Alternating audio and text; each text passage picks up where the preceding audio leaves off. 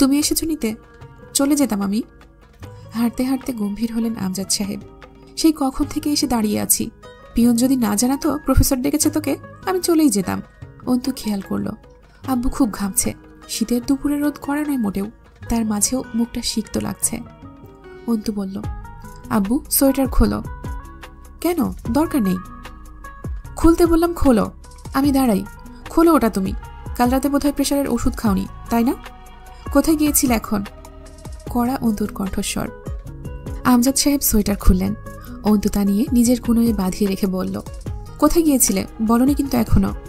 আস্তে করে বললেন আমজাদ সাহেব, মুস্তাকিনের সাথে দেখা করে এলাম। অন্তু বলল, তুমি তোমার পেরেশানি থেকে আমায় দূরে রাখতে চেয়ে কি প্রমাণ করতে চাও? এই যে আমি তোমার বাড়ির কয়দিনের অতিথি, তোমার দুঃখ কষ্টের কথা আমায় জানানো উচিত না? কোনো মতে আমার উপর হাসি মুখে ফর্মালিটি দেখিয়ে বিদায় দিলেই মিটে যাবে, এমন কিছু? আমজাদ সাহেব হাসলেন। পাগলি খেপে গেছে। রিকশায় উঠে অন্তু আর কথা বলছিল না, অথচ যতক্ষণ ওনার সাথে অন্তু বাইরে থাকে 2 বছরের শিশু হয়ে যায়। এটা কি আব্বু, ওইটা কি আব্বু, ওখানে কি হয়েছে, এটা কেন হয়েছে, দেখো কি হচ্ছে, এই সেই সব প্রশ্নের ভিড়ে টিকে থাকা মুশকিল হয় আমজাদ সাহেবের। রিকশার হুড তুলে দিলেন। রোদ মুখে লাগছিল। আনমনেই বললেন, পেরেশানি ছাড়া জীবন চলার উপায় নেই, এ তো লেগেই আছে। সেসব যদি পিড়ি পেতে তোর কাছে বলতে বসি, তারপর নিজের ঝামেলায় তোকে জড়িয়ে ফেলি, বাপ হিসেবে যেই ছোট লোকিটা প্রকাশ পাবে আমার মধ্যে, তার দায় তুই নিবি? এসব কথা তোর কানে কেন দেবো আমি? এমনি তো সারাদিন নিজের চেয়ে বেশি সংসারের চিন্তায় লেগে আছিস।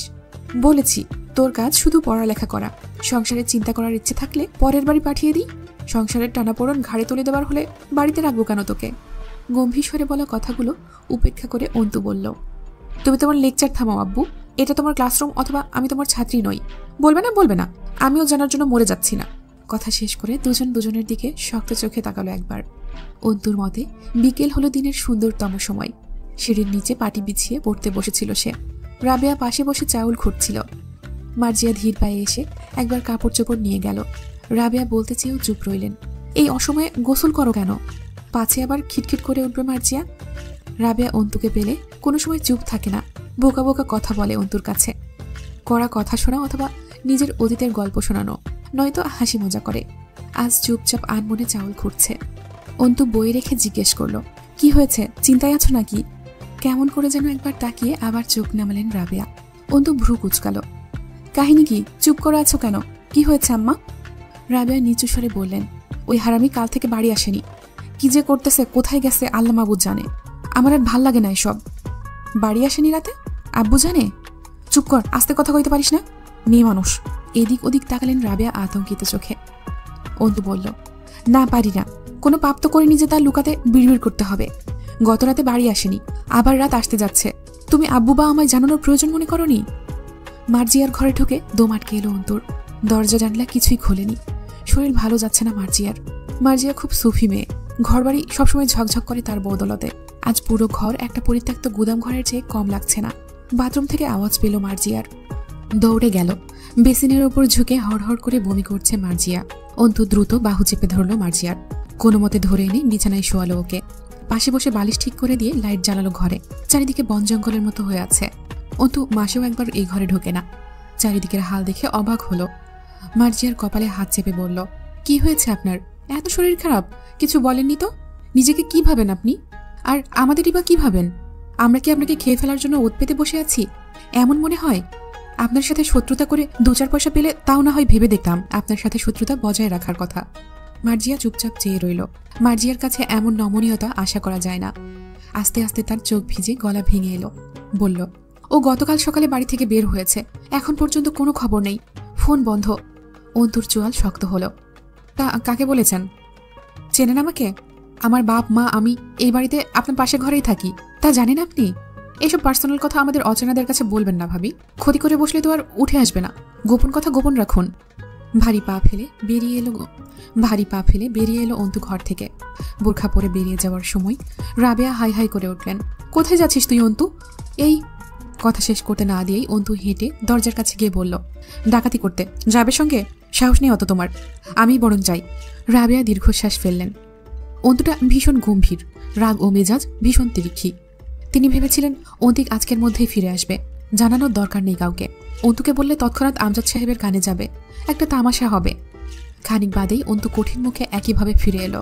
রাবেয়ার কোনো কথার জবাব দিল না, সোজা মার্জিয়ার রুমে গেল। পেছনে পেছনে দৌড়ে এলেন রাবেয়া। অন্তু মার্জিয়ার হাতে প্রেগনেন্সি কিট ধরিয়ে দিয়ে বাথরুম অবধি এগিয়ে দিয়ে বলল, যান টেস্ট করে আসুন, মুখের দিকে চেয়ে থেকে সময় নষ্ট করবেন না, দ্রুত যান। রাবেয়া অবাক হলেন। অন্তু প্রেগনেন্সি কিট কিনতে গিয়েছিল? বললেন, আমি তো কিছুই বুঝিনি মার্জিয়া। অন্তু বলল, তা শিওর হলে তো আবার পরীক্ষা করার মতো উদ্ভট শখ জাগত না আমার আম্মু। রাবেয়া চুপ রইলেন। একটু পর আবার নিজেই বিড়বিড় করলেন, অন্তিক কোনোদিন রাত বাইরে কাটায় না। অন্তু, আমার ভাল লাগতেছে না, কই গেছে, সন্ধ্যা লাগতে যাচ্ছে, এখনো আসলো না। অন্তু একবার তাকালো তার সরলা মায়ের মুখ পানে। অন্তুকে ভীষণ ভয় পান রাবেয়া। অন্তু চোখে আশ্বস্ত করল, কিছুই হয়নি, শান্ত হও। সন্ধ্যার পর আরো দুবার বমি করল মার্জিয়া। অন্তু সোফার উপর ছিটিয়ে থাকা কাপড়গুলো ভাঁজ করে ঘরটা ঝাড়ু দিয়েছে। অন্তিক খুব খিটখিটে মানুষ, বিছানায় বসার সময় হাত বুলিয়ে বসার অভ্যাস আছে। কিটে প্রেগনেন্সি পজিটিভ এসেছে। তারপর বেশ কিছুক্ষণ নিঃশব্দে কেঁদেছে মার্জিয়া। রাবেয়া প্লেটে করে ভাত আনলেন। মার্জিয়া খেতে অস্বীকার করলো, রুচি নেই তার। অন্তু জিজ্ঞেস করেছিল, নিজে টের পাননি শরীরের এই অবনতি দেখেও? মার্জিয়া সেসব এড়িয়ে কাতর স্বরে বলল, তোমার ভাই আসছে না কেন অন্তু? আমার ভালো লাগছে না, এমনিতেই শরীরটার এই অবস্থা, তার উপর এত টেনশন। অন্তু মার্জিয়ার কাতর মুখ থেকে নজর ফেরায়, গম্ভীর স্বরে বলে, টেনশন করবেন না, আব্বু মসজিদ থেকে আসলে বলছি কিছু একটা করা যাবে, আপনি চুপচাপ শুয়ে থাকুন, পারলে কিছু খেয়ে নিন। এই সময় নিজের সাথে সাথে আরেকটা প্রাণের যত্ন রাখতে হবে আপনাকে। রাবেয়া খুব জোর কয়েক লোকমা খাবার তুলে দিতে পারলেন মার্জিয়ার গালে। কেঁদে কেঁদে মুখ চোখ বসিয়ে ফেলেছে। দিন শেষে মেয়েটা অন্তিককে ভীষণ ভালোবাসে, এ চিরন্তন সত্য। অন্তু চলে এলো বাইরে। তার মাথায় বহু নেতিবাচক ভাবনা আসছিল।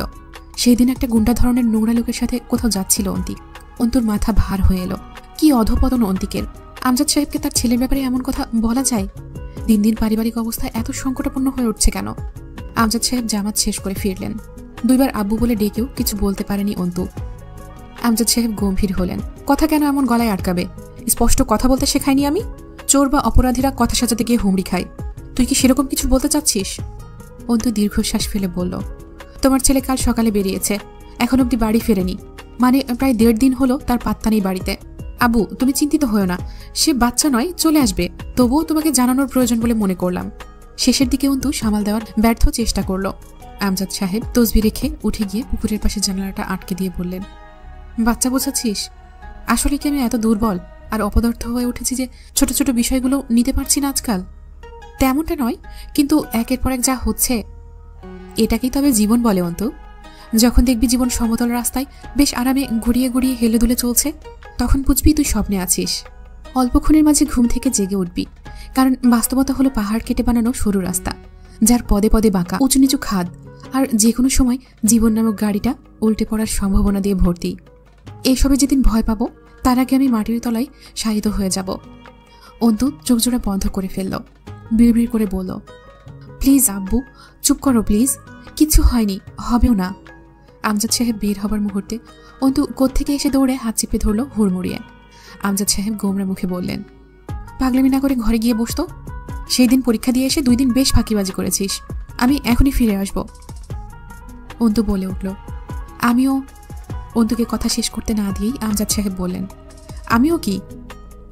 অন্তু বলল, এখনই ফিরে আসবো, একটু ঘুরে আসি চলো।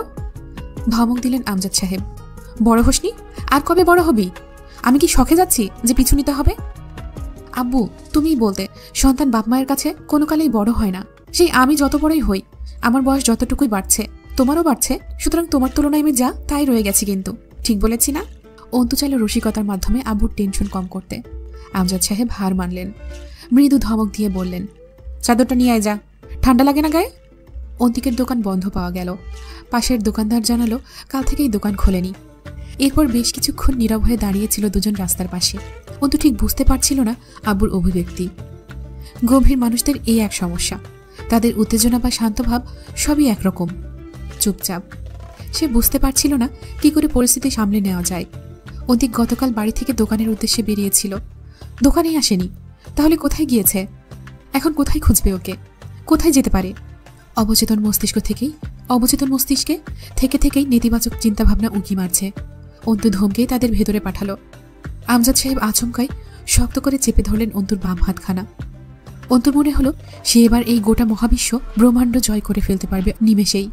তাতে তার গায়ে একটুও আঁচড় লাগার সম্ভাবনা নেই আর। চোখ বুজে দূরে শ্বাস ফেলে বলল, আব্বু, তোমার ছেলের দুটো কলেজ লাইফের বন্ধুকে চিনি আমি, তুমিও তো চেনো। আব্বুর হাত ধরে রাস্তা পার হলো অন্তু। চাদরের এক প্রান্ত কাঁধ থেকে পড়ে গেছে। আমজাদ সাহেব অন্তুর হাত ছাড়লেন না, বরং বাম হাত দ্বারা চাদর কাঁধে তুলে দিয়ে একটা ধমক দিলেন। সর্দি লাগলে 1 পয়সার ওষুধ কিনে দেবো না, মনে রাখিস। ভালোভাবে চাদর গায়ে জড়িয়ে নে তো, ঠান্ডা কিন্তু কম নয় বাইরে। বন্ধুরাও এখন সংসারী হয়ে গেছে। পুরনো শিক্ষককে দেখে ব্যস্ত হয়ে পড়ল।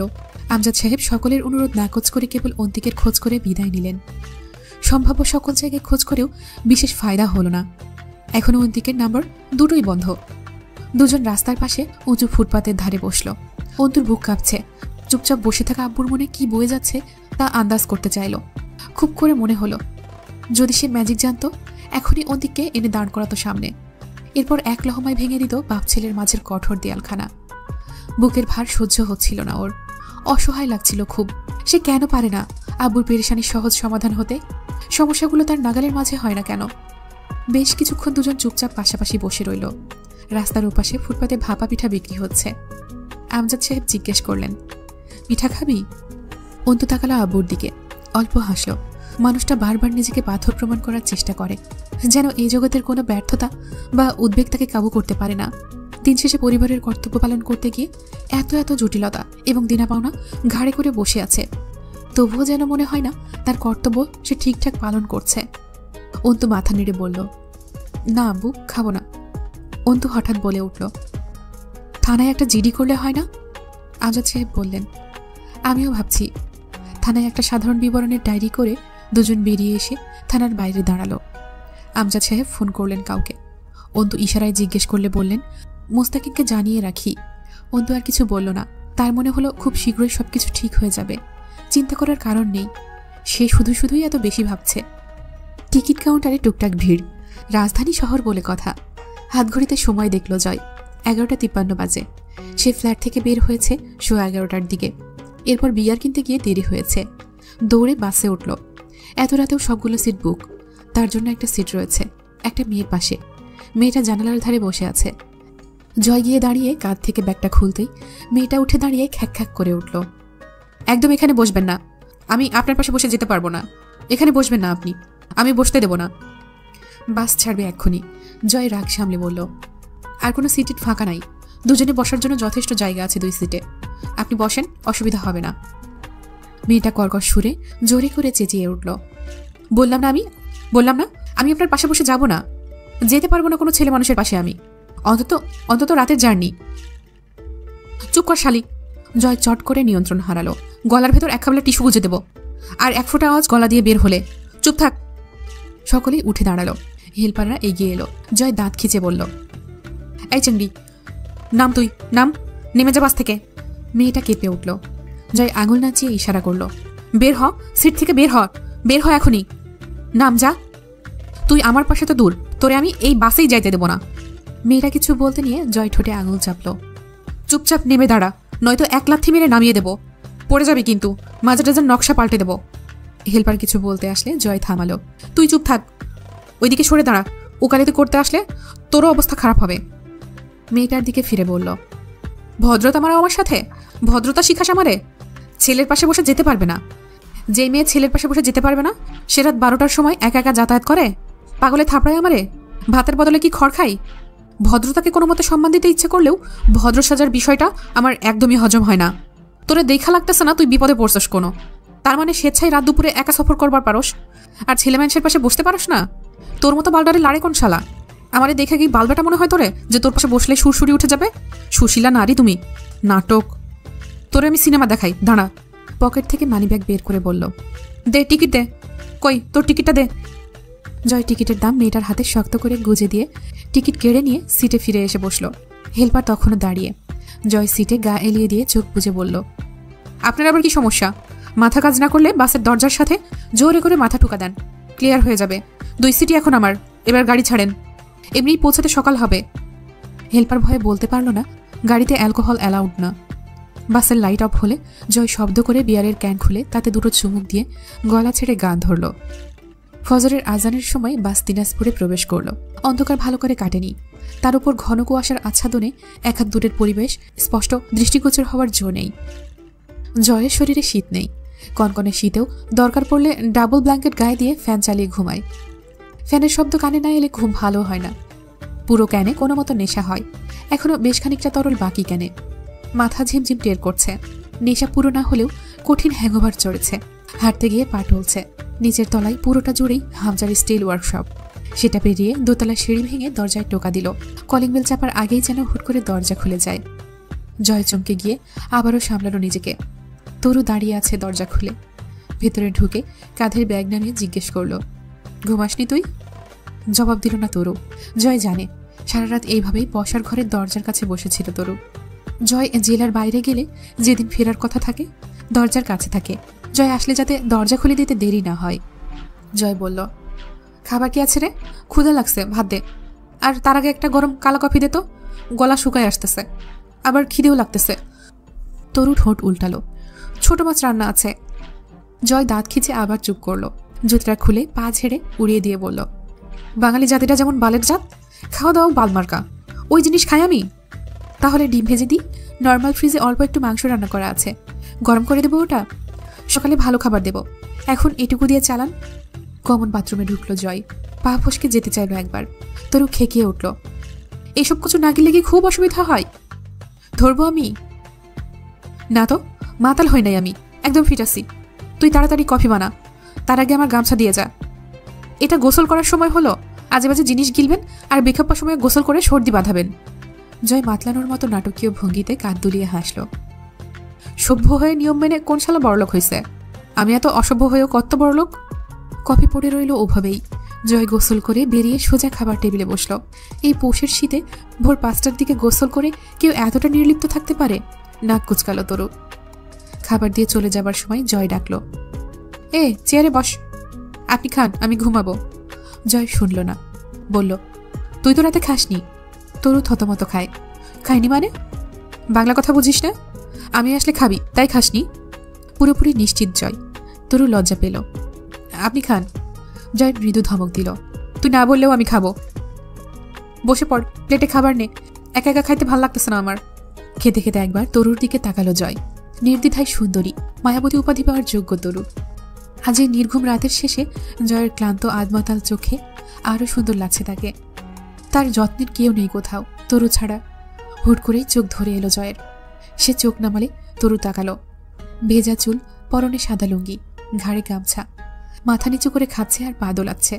তরুর দেখার মাঝেই জয় হুট করে বলল, এভাবে তাকিয়ে থাকিস না, তোর নজরের প্রেমে টেমে পড়ে গেলে জাত যাবে শেষে। তরু হেসে ফেলল, মাথা নুইয়ে নিল। জয় দেখল স্নিগ্ধ হাসি তরুর। মেয়েটা চঞ্চল, তবে তার সামনে আসলে খুব গুছিয়ে নেয় নিজেকে। একজন কর্তব্যপরায়ণ নারী হয়ে ওঠে। শেষ রাতে তাদের এই নৈশভোজের অভ্যাস খুব পুরনো। তরু হাসি সামলে বলল, প্রেমে পড়ার হলে কবেই পড়তেন। একটু থেমে আবার বলল, আপনার আসলেই ভালোবাসা আসেনি কোনোদিন আমার প্রতি। জয় বাচ্চাদের মতো মাথা নাড়ল। ভালোবাসা জিনিসটা আমার সিস্টেমের বাইরে, ওইসব আমি বুঝি না। তোর উপর কোনোদিন ভালোবাসা আসেনি, তবে মায়া আছে একটা। তরু ভ্রু কুচকালো, অবাক হলো। মায়া? তা কেন? সে আশা করেনি জয়ের মুখ থেকে এমন কথা শোনার। সেবা যত্ন করছিস, তার ভাড়া? রসিক হাসি হাসে জয়। তরু স্মিত হাসে, চোখ ফেরায় না। খানিক পরে জয় আনমনেই বলে, কারণ আমারে কেউ কোনোদিন নিঃস্বার্থ ভালোবাসে নাই, ভালোই বাসে নাই। আমার মনে হয় তুই একমাত্র একটা পাগল, যে আমাকে বিনা স্বার্থে কোনো উদ্দেশ্য ছাড়া মনোযোগ ও ভালোবাসা দিয়েছিস। চালাক হ তরু, প্রতিরোধ গড়ে তোল আমার বিরুদ্ধে। বিদ্রোহ কর, বিদ্রোহ। জয়দের ভালোবাসতে নেই। তরু চমকে উঠল। খালা খালু আপনাকে? কথা শেষ করতে না দিয়েই জয় হেসে ফেলল কেমন করে যেন। অর্ধেকটা খাবার ভর্তি প্লেটের মাঝে পানি ঢেলে হাত ধুয়ে ফেলল। চেয়ারে হেলান দিয়ে বসে বলল, আমি বিশাল বড়লোকের চ্যাংড়া। কথাটা বলেই চোখ মারল জয়। বাপের সমস্ত সম্পত্তির একমাত্র উত্তরাধিকারী আমি। এমনিতেও আমি বেশি দিন দুনিয়ায় থাকবো না, তাতে আমার পর সবকিছু অটোমেটিক্যালি আমার পালনকারীদের হয়ে যাবে। যেটাকে তুই তাদের ভালোবাসা বলতে চাইছিস, সেই তথাকথিত যত্ন আমি রাস্তার কারো কাছেও পেতাম। আমার নামে আমার ধোকাবাজ বাপমা মোটা টাকার গুদাম রেখে গেছে। তরু অবাক হয়ে বলল, কিন্তু হামজা ভাই? জয়ের হাসিটা এবার রহস্যজনক দেখতে লাগলো।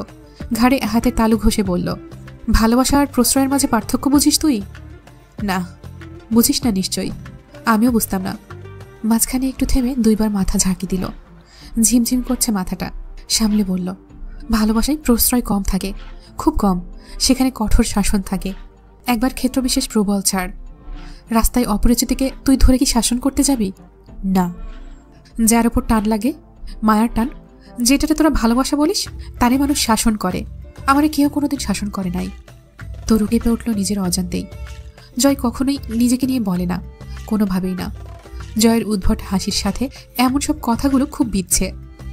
জয় আবার বলল, আমি যখন একের পর এক সিগারেট ফুঁকে যাই, হামজা ভাই কোনোদিন ধমক দিয়ে বলে নাই, সিগারেট ফেল আর ছুবি না। ক্লাস 8-এ প্রথমবার সিগারেট ঠোঁটে রেখে আগুন জ্বালাইছি। তখন গলা জ্বলত খুব, একেবারে ধোয়া গেলার সময় গলা দিয়ে পুড়তে পুড়তে যেত নিকোটিন। কেউ সেদিন চটাং করে একটা থাপ্পড় মেরে কেড়ে নেয় নাই সিগারেট। গলা পুড়ছে, আমি ধোয়া টেনে গেছি, একসময় সয়ে গেল, আর ছাড়তে পারলাম না। হামজা ভাই জানলো, কিন্তু কিছু বলল না। কলেজে ওঠার পর দেখতাম বন্ধুরা ইচ্ছে মতো চুল কাটতে পারে না, বাপ নাকি মারে।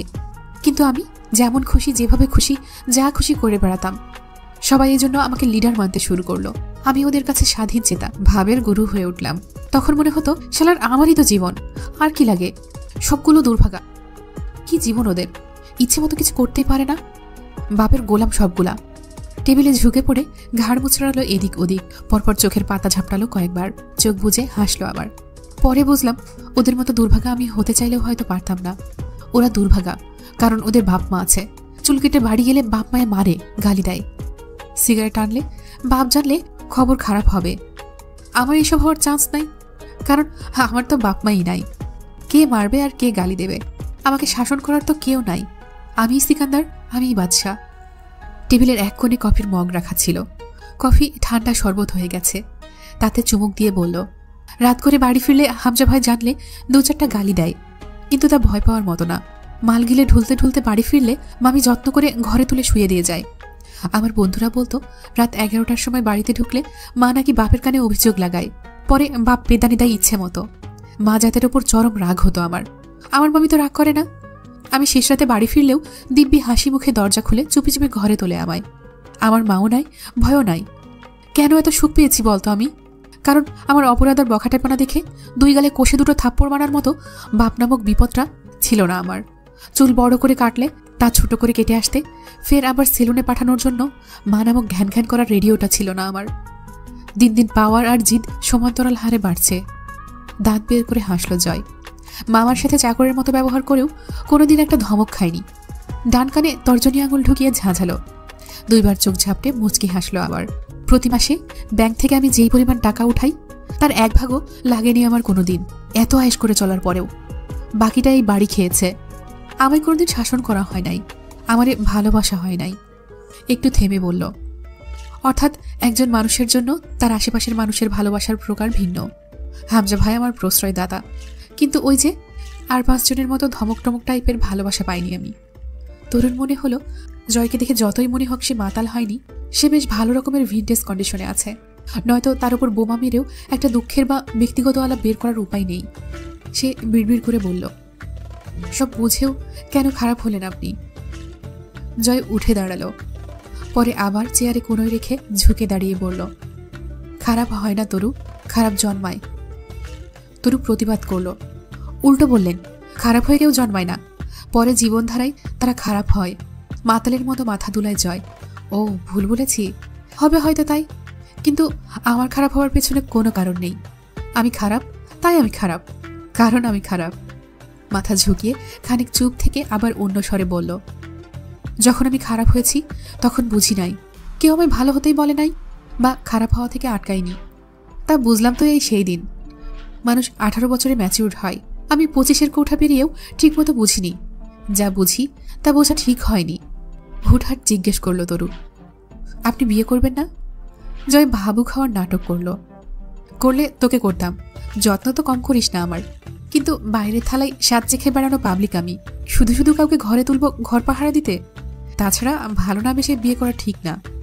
আমি কারো প্রেমে পড়িনি কোনোদিন। তুই মায়ায় বাঁধিস, কিন্তু আমি জানি ওইটারে ভালোবাসা বলে না।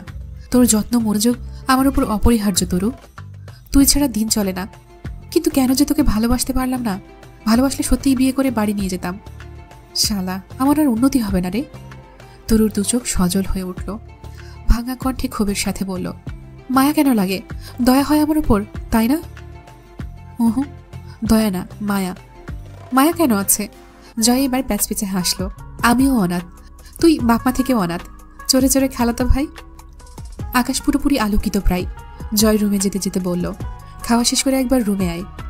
তরু জয়ের রুমে ঢুকলো মিনিট 5 পরে। জয় জানালার ধারে দাঁড়িয়ে সিগারেট টান দিচ্ছিল। বোঝার উপায় নেই জয়কে, মাতাল নাকি স্বাভাবিক কিছুই বোঝা যাচ্ছিল না। তরুর উপস্থিতি টের পেয়ে বিছানার উপর থেকে একটা প্যাকেট তুলে এগিয়ে দিল তরুর দিকে। এবার চুপ, আর বলল, এবার চুপচাপ আমার রুম থেকে বের হয়ে যাবি, উইদাউট অ্যানি প্যান প্যান। তরু দেখলো ভেতরে একটা নীল শাড়ি।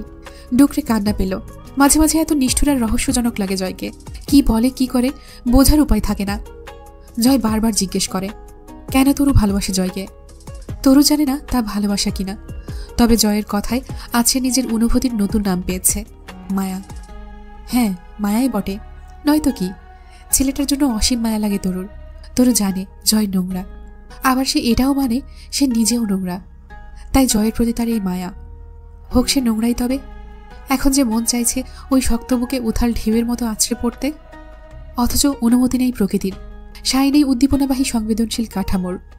শুক্রবারের সকাল, রাতে জিডি করে আসা হয়েছে, কিন্তু কোনো খবর নেই।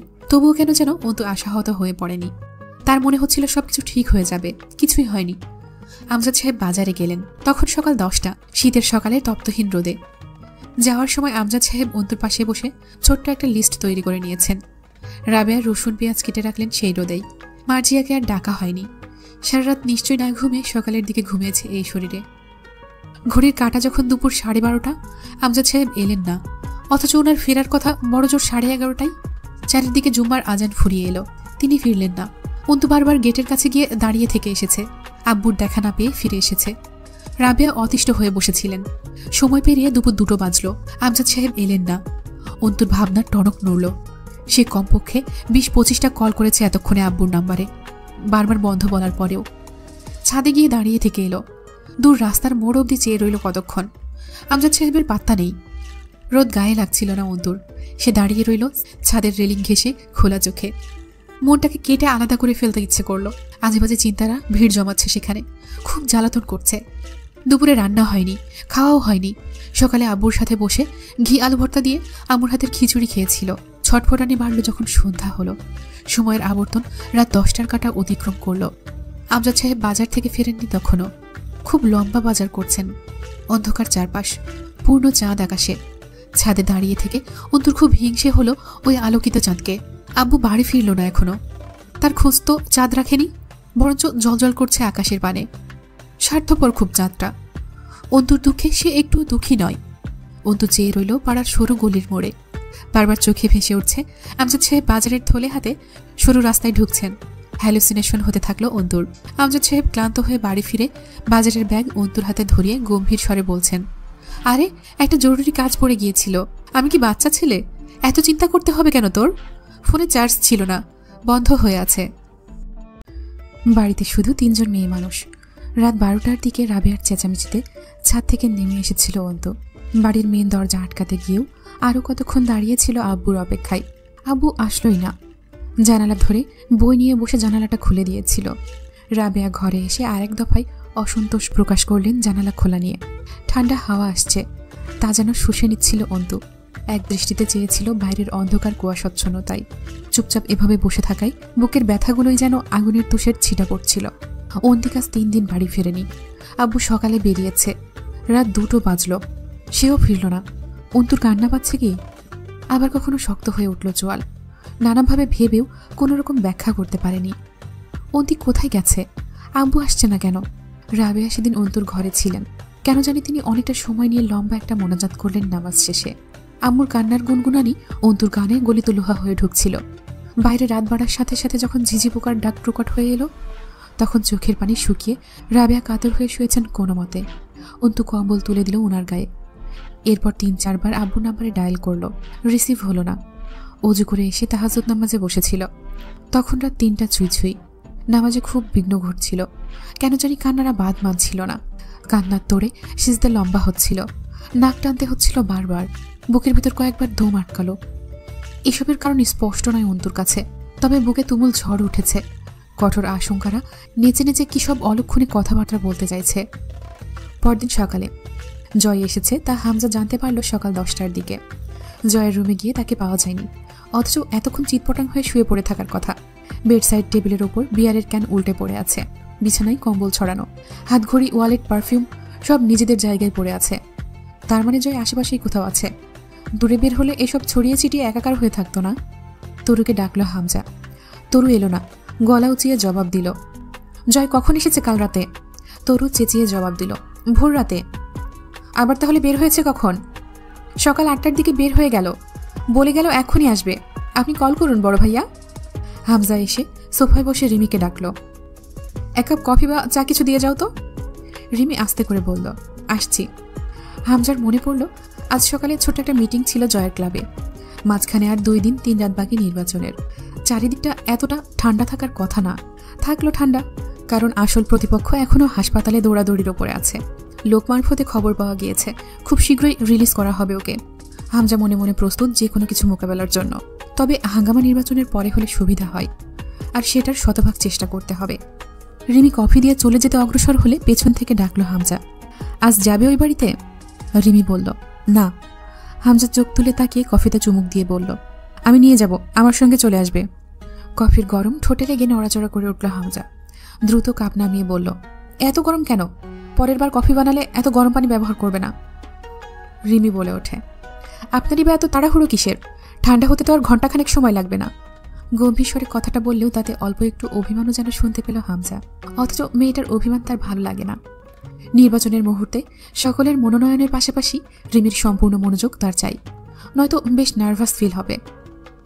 হামজা বলল, যাও তৈরি হও। রিমি বলল, আমি যাব না, আর এমনিতেও মাজার ভাই বাড়িতে আসেনি এখনো। হামজা যেন শুনল না কথাটা, বলল, এজন্যই নিয়ে যাব। ও আসলে তুমি এমনিতেও ওই বাড়িতে যাবার অনুমতি পাবে না, তৈরি হয়ে নাও। রিমি বলল, যাব না আমি। আপনি আমায় আপনার বন্দিনী করে রাখতে চান? ক্ষমতার লোভ আপনাকে অমানুষ করে তুলছে দিন দিন, তা বুঝতে পারছেন না? আপনাকে আমি কোনোদিন ভালোবেসেছিলাম, এটা ভাবতেও নিজের উপর ঘেন্না লাগছে আজকাল। দয়া করছেন আমার উপর ওই বাড়িতে নিয়ে যাওয়ার অফার করে? যথাসম্ভব অশিষ্ট ভাষায় কথাগুলো বলল রিমি। হামজা কফির মগ সেন্টার টেবিলে রেখে হাসল। অসীম ধৈর্যশীল এক পুরুষের মতো নিজেকে সামলে নিয়ে বলল, নিজেকে চেনা যতটা মুশকিল, তার চেয়েও কঠিন বিষয় হলো নিজের মানুষদের চিনতে পারাটা। তুমি চিরকাল ওই বাড়ির সকলের হাসি মুখ আর আদুরে আচরণ পেয়ে বড় হয়েছ। ওদের ব্যাপারে তোমার ধারণা ওই অবধি সীমাবদ্ধ, কিন্তু ওটা তো শুধু নিজের পরিবারের জন্য বরাদ্দ।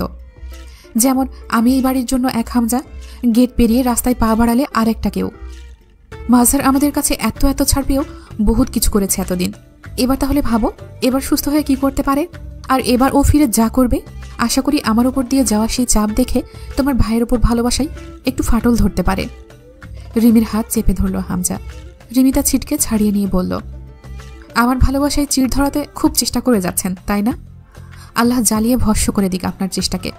দরকার পড়লে এই বাড়িতে পচে মরব। যখন আপনার মতো জাহিলের সাথে বিয়ে হয়ে গিয়েছে, তখন আপনার বাড়িতেই মরণ হোক আমার। আপনার মতো আমারও শত্রুতা পুষবে, এটা আর এমন অস্বাভাবিক কি? কিন্তু যে মাঝার ভাই আমাকে আপন বোনের মতো বুকে চেপে মানুষ করেছে, তার রক্ত ঝরাবার কারণে না আমি আপনাকে ক্ষমা করতে পারি, আর না কোনো বিবেচনা।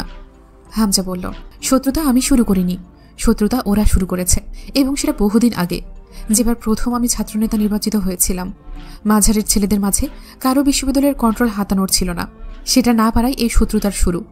এরপর দিন দিন আমার জনপ্রিয়তা বেড়ে যাওয়ায় তোমার চাচা, চাচাতো ভাই, বাপ এদের শত্রুতার আগুনে পেট্রোল ঢেলেছে।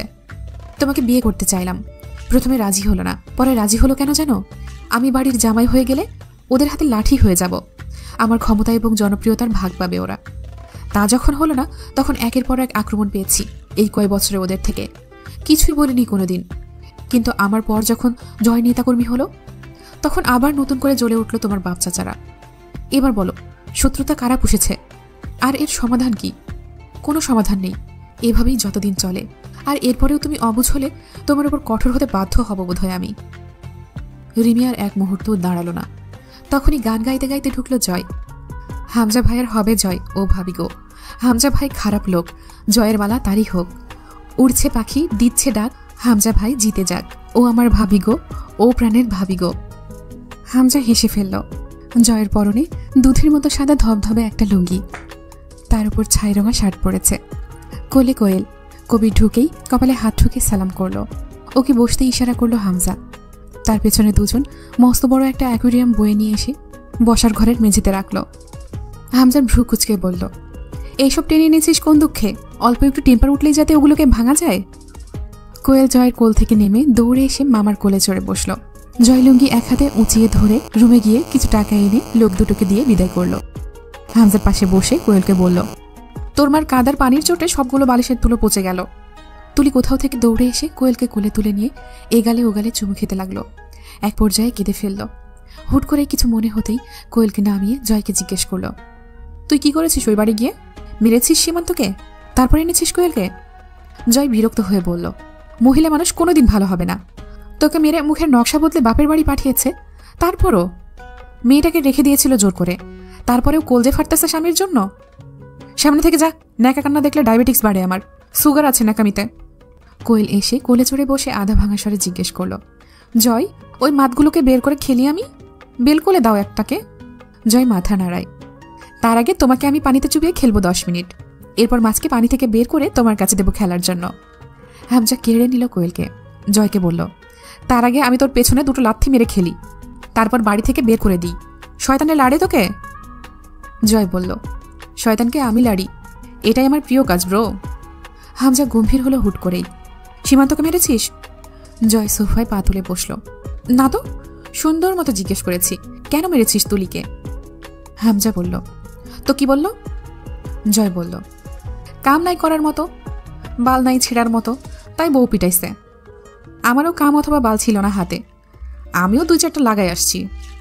পরে বাপের মার খাওয়া দেখে এই কোয়েলের ডিম কাদা ধরল, তারে নিয়ে যাইয়া অ্যাকুয়ারিয়াম কিনে দিয়েছি শান্ত করার জন্য।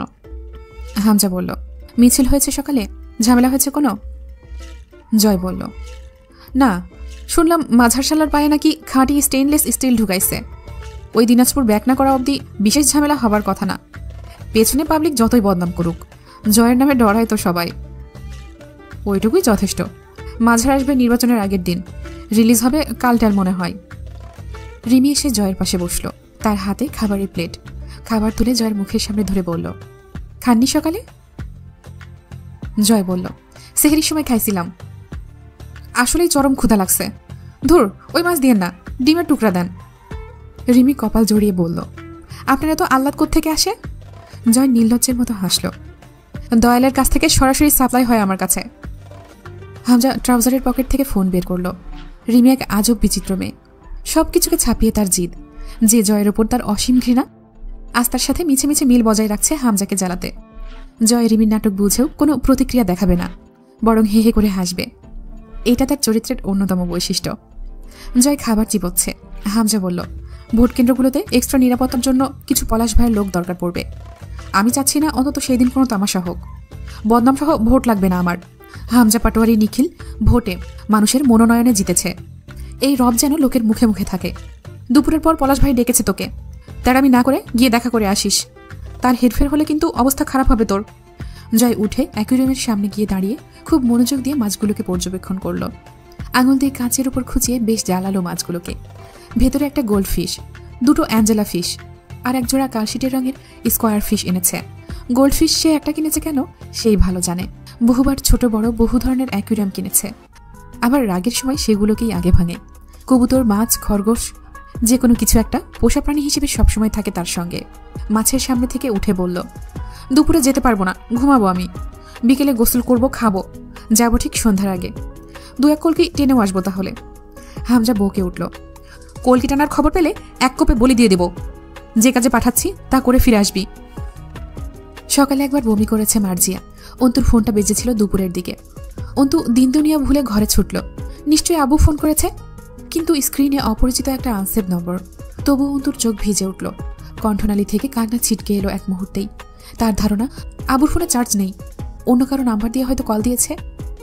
কল রিসিভ করেই কঠিন বোকার মতো ঝাড়ি মারল একটা। বয়স বাড়ার সাথে সাথে আকেল জ্ঞান কি গুলিয়ে খেয়ে ফেলেছ? একটা কল করে জানিয়ে দেওয়া যেত না কোন কাজে আটকে গেছো? বাড়ির প্রতি তোমার টান টান নেই? আমারও তোমার উপর টান নেই, তবে জলজান্ত একটা মানুষ উধাও হয়ে গেলে একটু ভাবনা তো হয় নাকি? রাবেয়া দৌড়ে এসে দাঁড়ালেন মেয়ের পাশে। অন্তু ফোনে বলেই চলল, তো কখন আসবি বাড়িতে? আর তার কথার মাঝখানেই এক ভরাট কণ্ঠস্বর ভেসে এলো ফোনের ওপাশ থেকে। হ্যালো। অন্তু থমকালো। আব্বুর কণ্ঠস্বর গম্ভীর, তবে তা চিরপরিচিত। এটা নয়। পিপাসর্ত মুখে চুপ রইল অন্তু। ওপাশ থেকে আবার বলে উঠল, বেশি প্যাচাল না পেরে ঠিকানা বলছি, সেখানে চলে আসিস। আর একটা পাখিও যেন সাথে না থাকে অথবা জানতে না পারে কিছু। সংক্ষিপ্ত হুমকি বাণীটি কর্কশ এবং হিংস্র ছিল। কল কেটে গেল। সাথে সাথে একটা মেসেজ এলো। সেখানে একটা ঠিকানা লেখা, কাহারোল থানার নয়াবাজার মসজিদ। রাবেয়া ঝাঁকাচ্ছেন অনবরত অন্তুকে, বারবার প্রশ্ন করছেন। অন্তু নিশ্চুপ চেয়ে থাকলো ফোনের স্ক্রিনে। অন্তুর মাথায় এলো ঠিকানায় উল্লেখিত জায়গাটা ঢেপা নদীর তীরে নির্জন এলাকার দিকেই নির্দেশ করছে। অন্তুর মাথা কাজ করা বন্ধ করে দিয়েছে ইতিমধ্যে। রাবেয়া প্রশ্নগুলোর উত্তর না পেয়ে ছটফট করছেন। অন্তু চট করে মুস্তাকিনকে কল করে বসল। কেন করলো সে জানে না। ফোনে পরিষ্কার জানিয়ে দেওয়া হয়েছে একটা পাখিও যেন টের না পায়। তবুও ফোন করেছে অন্তু। সন্ত্রস্ত এক FBI অফিসারকে ডাকছে সে। মুস্তাকিন এলো ঠিক 20 মিনিটের মাথায়। ততক্ষণ অন্তু ঠিক একই জায়গায় একই ভঙ্গিতে দাঁড়িয়েছিল।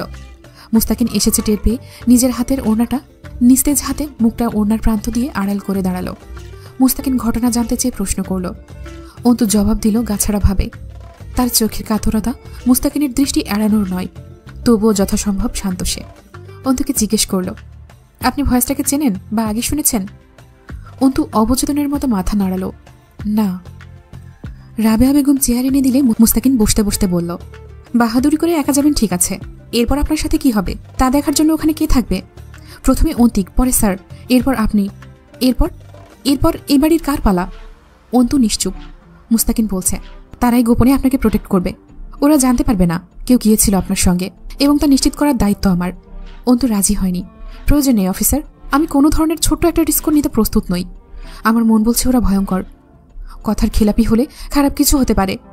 রাবেয়া কান্না লুকালেন শাড়ির আঁচলে। অন্তু নিস্তেজ পায়ে এগিয়ে গিয়ে আলতো করে একবার আম্মুকে জড়িয়ে ধরল। বেরিয়ে যাওয়ার সময় মুস্তাকিন সামনে দাঁড়িয়ে বলেছিল, 1 ঘন্টা সময়, এর মাঝে আপনি না ফিরলে আমি ইচ্ছে মতো পদক্ষেপ নিতে পারি। মুস্তাকিন কেমন করে যেন চেয়েছিল মিনিটখানিক অন্তুর চোখের দিকে। সেই চোখের রহস্য বোঝার উপায় নেই। এরপর আশ্বাস দেবার ভঙ্গিতে মাথা নেড়ে বিদায় জানিয়েছিল, গড ব্লেস ইউ। বাসের হাটের উপর থেকে গাড়িতে করে নয়াবাগ যেতে কম বেশি আধা ঘন্টা সময় লাগে। সন্ধ্যা হয়ে গেছে।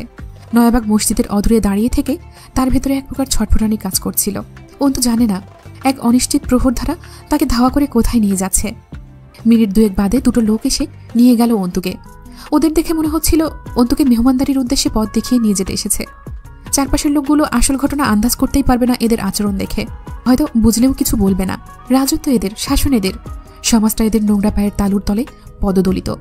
রাস্তাটা ক্রমশ ঢালু হয়ে এগিয়ে গেছে, দুপাশে বন জঙ্গল এলাকার মতো। এক কথায় নির্জন একটি জায়গা।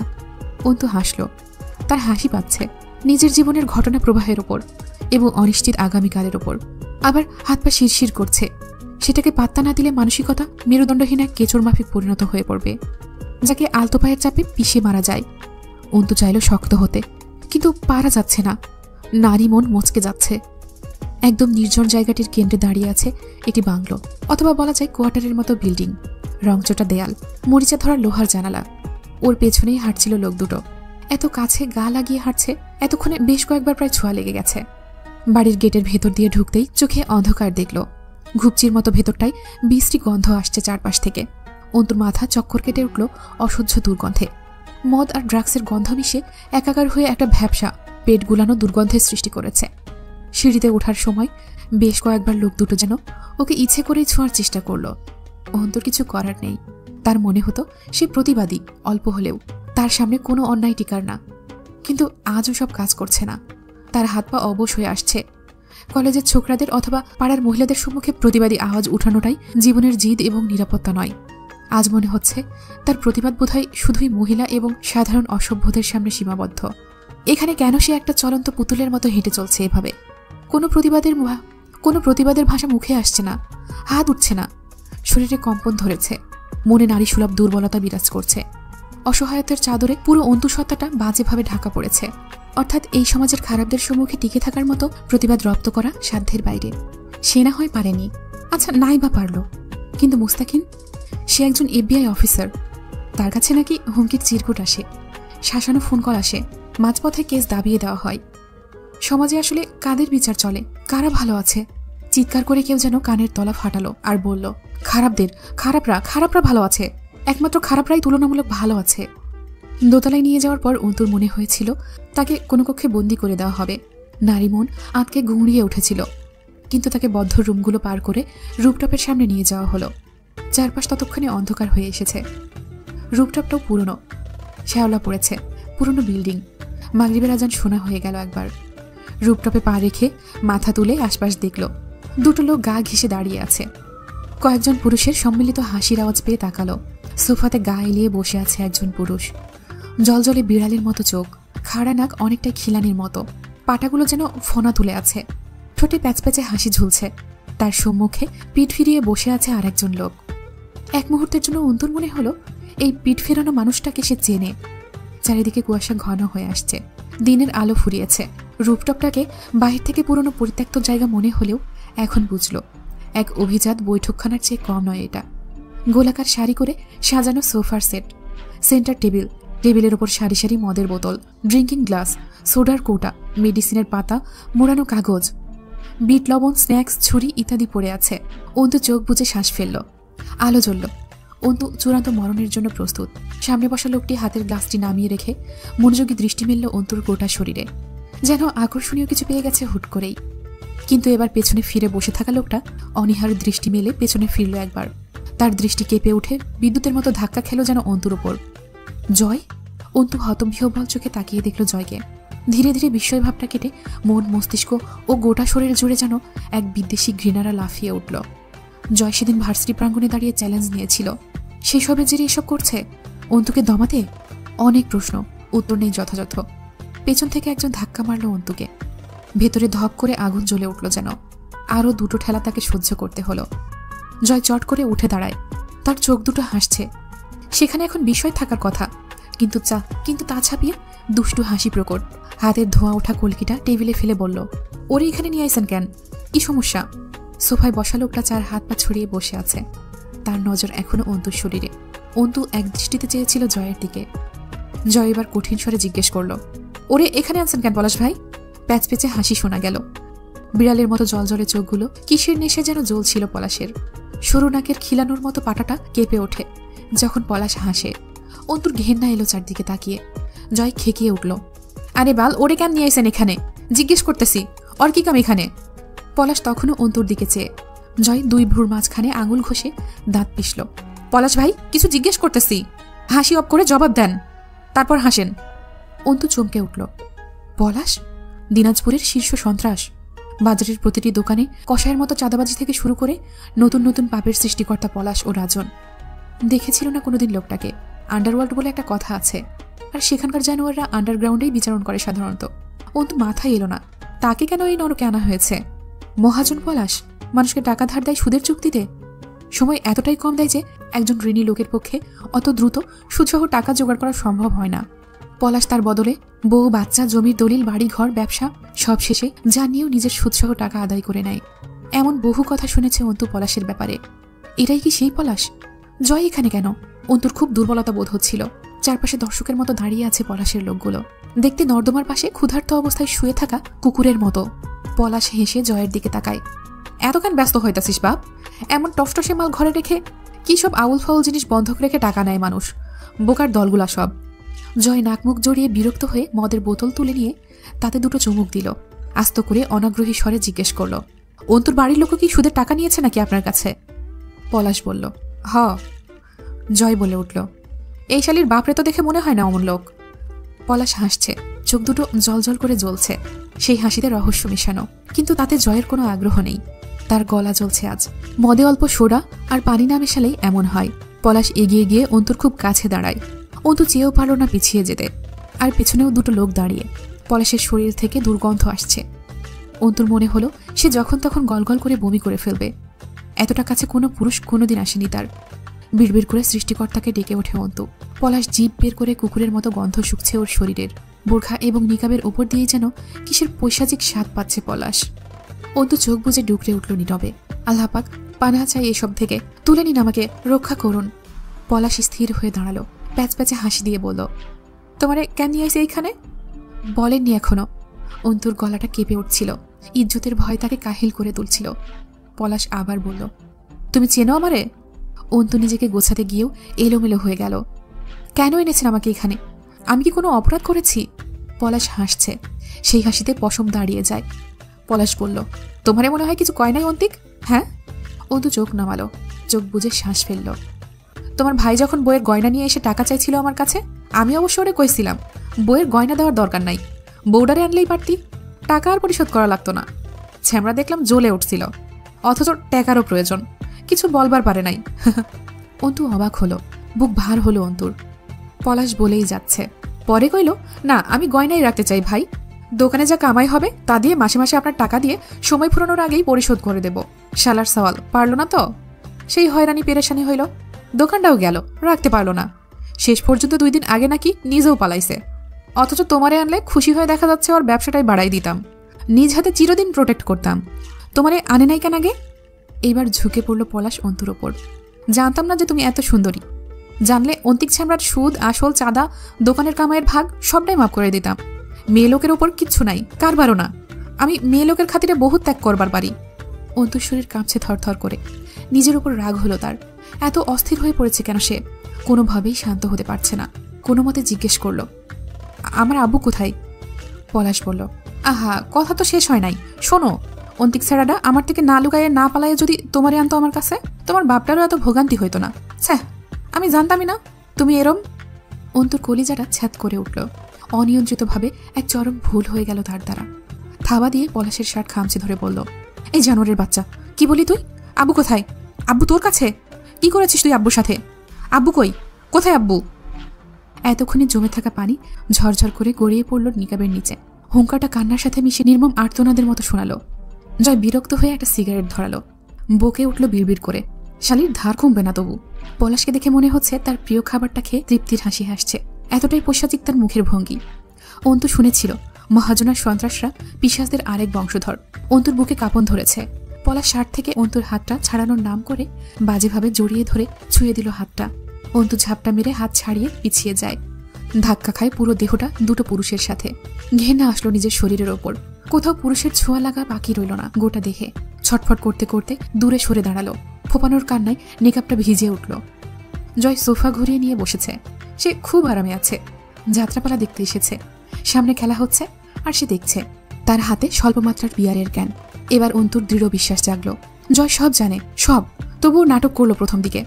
অন্তু চেঁচিয়ে উঠল, আব্বু কই? চেঁচানোটাও নিদারুণ আহাজারির মতো শোনাতে লাগলো। আমার আব্বু কই? ও আব্বু, আমার আব্বু কই? আমার আব্বুকে কোথায় রেখেছেন? কোথায় আমার আব্বু? আব্বু? সবে কথা বলতে শেখা ছোট্ট শিশুটির মতো অবুঝ স্বরে ডেকে উঠল অন্তু। পাগলের মতো এদিক ওদিক খুঁজল আব্বুকে। অবুঝ শিশু যেমন অচেনা জায়গায় কাতর হয়ে ওঠে, অন্তু তার চেয়েও সহায়হীন এতিমের মতো কাতরাচ্ছে রুপটপের একপাশে দাঁড়িয়ে। পলাশ বারবার দেখছে অন্তুর চোখ দুটো। পলাশের মনে হলো ভিজে ওঠা পাপড়ির জন্য মেয়েটার চোখ দুটো তাকে বেশি মাতাল করছে। নোংরা চাহিদারা উতলা হয়ে উঠেছে তার পুরুষ দেহে। অন্তুর আর্তনাদ এক একবার কানে যাচ্ছে আর কামনা তাড়নার আগুনে কেরোসিনের ছিটা পড়ছে। এগিয়ে গেল অন্তুর দিকে। ক্ষুধার্ত পিশাচ যেমন রক্ত পেলে জলজলে হেসে ওঠে, সেই রকম হেসে বলল, আব্বুকে দেখতে চাও সুন্দরী? তার মানে তুমি আমার কাছে কিছু চাও? অন্তু থেমে যায়। অবুঝের মতো তাকিয়ে থাকে পলাশের দিকে। পলাশ কোমল স্বরে বলল, লেনদেন বোঝো? নেয়া দেয়া? তুমি কিছু চাচ্ছ আমার কাছে, এর বদলে আমারও তো কিছু চাওয়ার থাকতে পারে, পারে না? অন্তু হাল ছেড়ে দিয়ে আস্তে করে বলল, পারে। তারপর একটু সপ্রভিত হলো, আমি বুঝতে পারছি, ওদিকে টাকাটা পরিশোধ করতে হবে। সে তো জানি, কিন্তু এখন তো কিছু বলেননি, আমি সাথে আনিনি, কথা দিচ্ছি আগামী। পলাশ আঙুল তুলে অন্তুর ঠোঁট নেকাবের ওপর দিয়ে চেপে ধরল। হুস, এত কথা বলে না, আমি চেয়ে নিই, তুমি দাও। অন্তু তাকিয়ে রইল। তার সরলতা ব্যর্থ গেল বোধ হয়। পলাশ খুব সাবলীলভাবেই বলল, নেকাবটা খোলো, দেখি মুখটা। অন্তু থমকে দাঁড়ালো। পলাশ বোঝালো, লেনদেন। আমি তোমার মুখ দেখব, তুমি তোমার আব্বুর মুখ। পাথরে পরিণত হলো অন্তু। নির্বাক চোখে দেখল পলাশকে। পলাশ এগিয়ে যায় আর একটু ওর দিকে। বেখবর আক্রমণ করে বসে অন্তুর ওপর। খপ করে অন্তুর মেয়েলি হাত দুটো নিজের হাতের থাবায় পুরে অন্তুর পেছনে আটকে ধরে। তাতে পলাশের শরীরের সামনের অংশের সিংহভাগ ছুঁয়ে যায় অন্তুর নারী দেহে। অপর হাত দিয়ে অন্তুর বুকের ওপর থেকে গলার নিচে লেহন করার মতো হাত বুলায়। যেমন করে কুকুর তার খাবার চাটে জিহ্বা দিয়ে। অন্তু হাত মুচড়ানোর বৃথা চেষ্টা করল না। চোখ দুটো বুজে পাথরের মতো দাঁড়িয়ে রইল। কিন্তু আশ্চর্যজনকভাবে সেদিন পাথরের চোখ বেয়ে টপ টপ করে কয়েক ফোঁটা তপ্ত জল গড়িয়ে পড়ল। বিড়বিড় করে ডেকে উঠল অন্তু। আল্লাহ! অন্তু হার মানল। আমি খুলছি নেকাব, আমি খুলছি নেকাব, আমি খুলছি। পলাশ পারত নিজে খুলতে, খুলল না। সে অন্তুকেই বাধ্য করল। এতে তার চোখে মুখে জিতে যাওয়ার চমক। অন্তুর কাছ থেকে সরতে ইচ্ছে করছিল না, তবুও নিজেকে টেনে নিয়ে অল্প সরে দাঁড়ালো যেন। অন্তুর হাত কাঁপছে, নেকাব অব্দি উঠছে না। এত বছরে কোনোদিন কেউ মুখ দেখেনি তার, আজ দেখবে। শরীরের ওপর ঘেন্না লাগছে। এই শরীরের বিভিন্ন জায়গা আজ নষ্ট হাতের ছোঁয়া পেয়েছে। নিজেকে এক পেশে নষ্টা মনে হচ্ছিল তার, তবুও কেন যে নেকাব খুলতে হাত উঠছিল না মুখের ওপর। ছোঁয়ার চেয়ে নজর বেশি ভয়ঙ্কর। সন্ধ্যার আকাশে কুয়াশার আবরণ পরিবেশটাকে আরো গুমট করে তুলেছে। পলাশের ধৈর্যে কুলাচ্ছিল না। পলাশের ধৈর্যচ্যুতি ঘটল।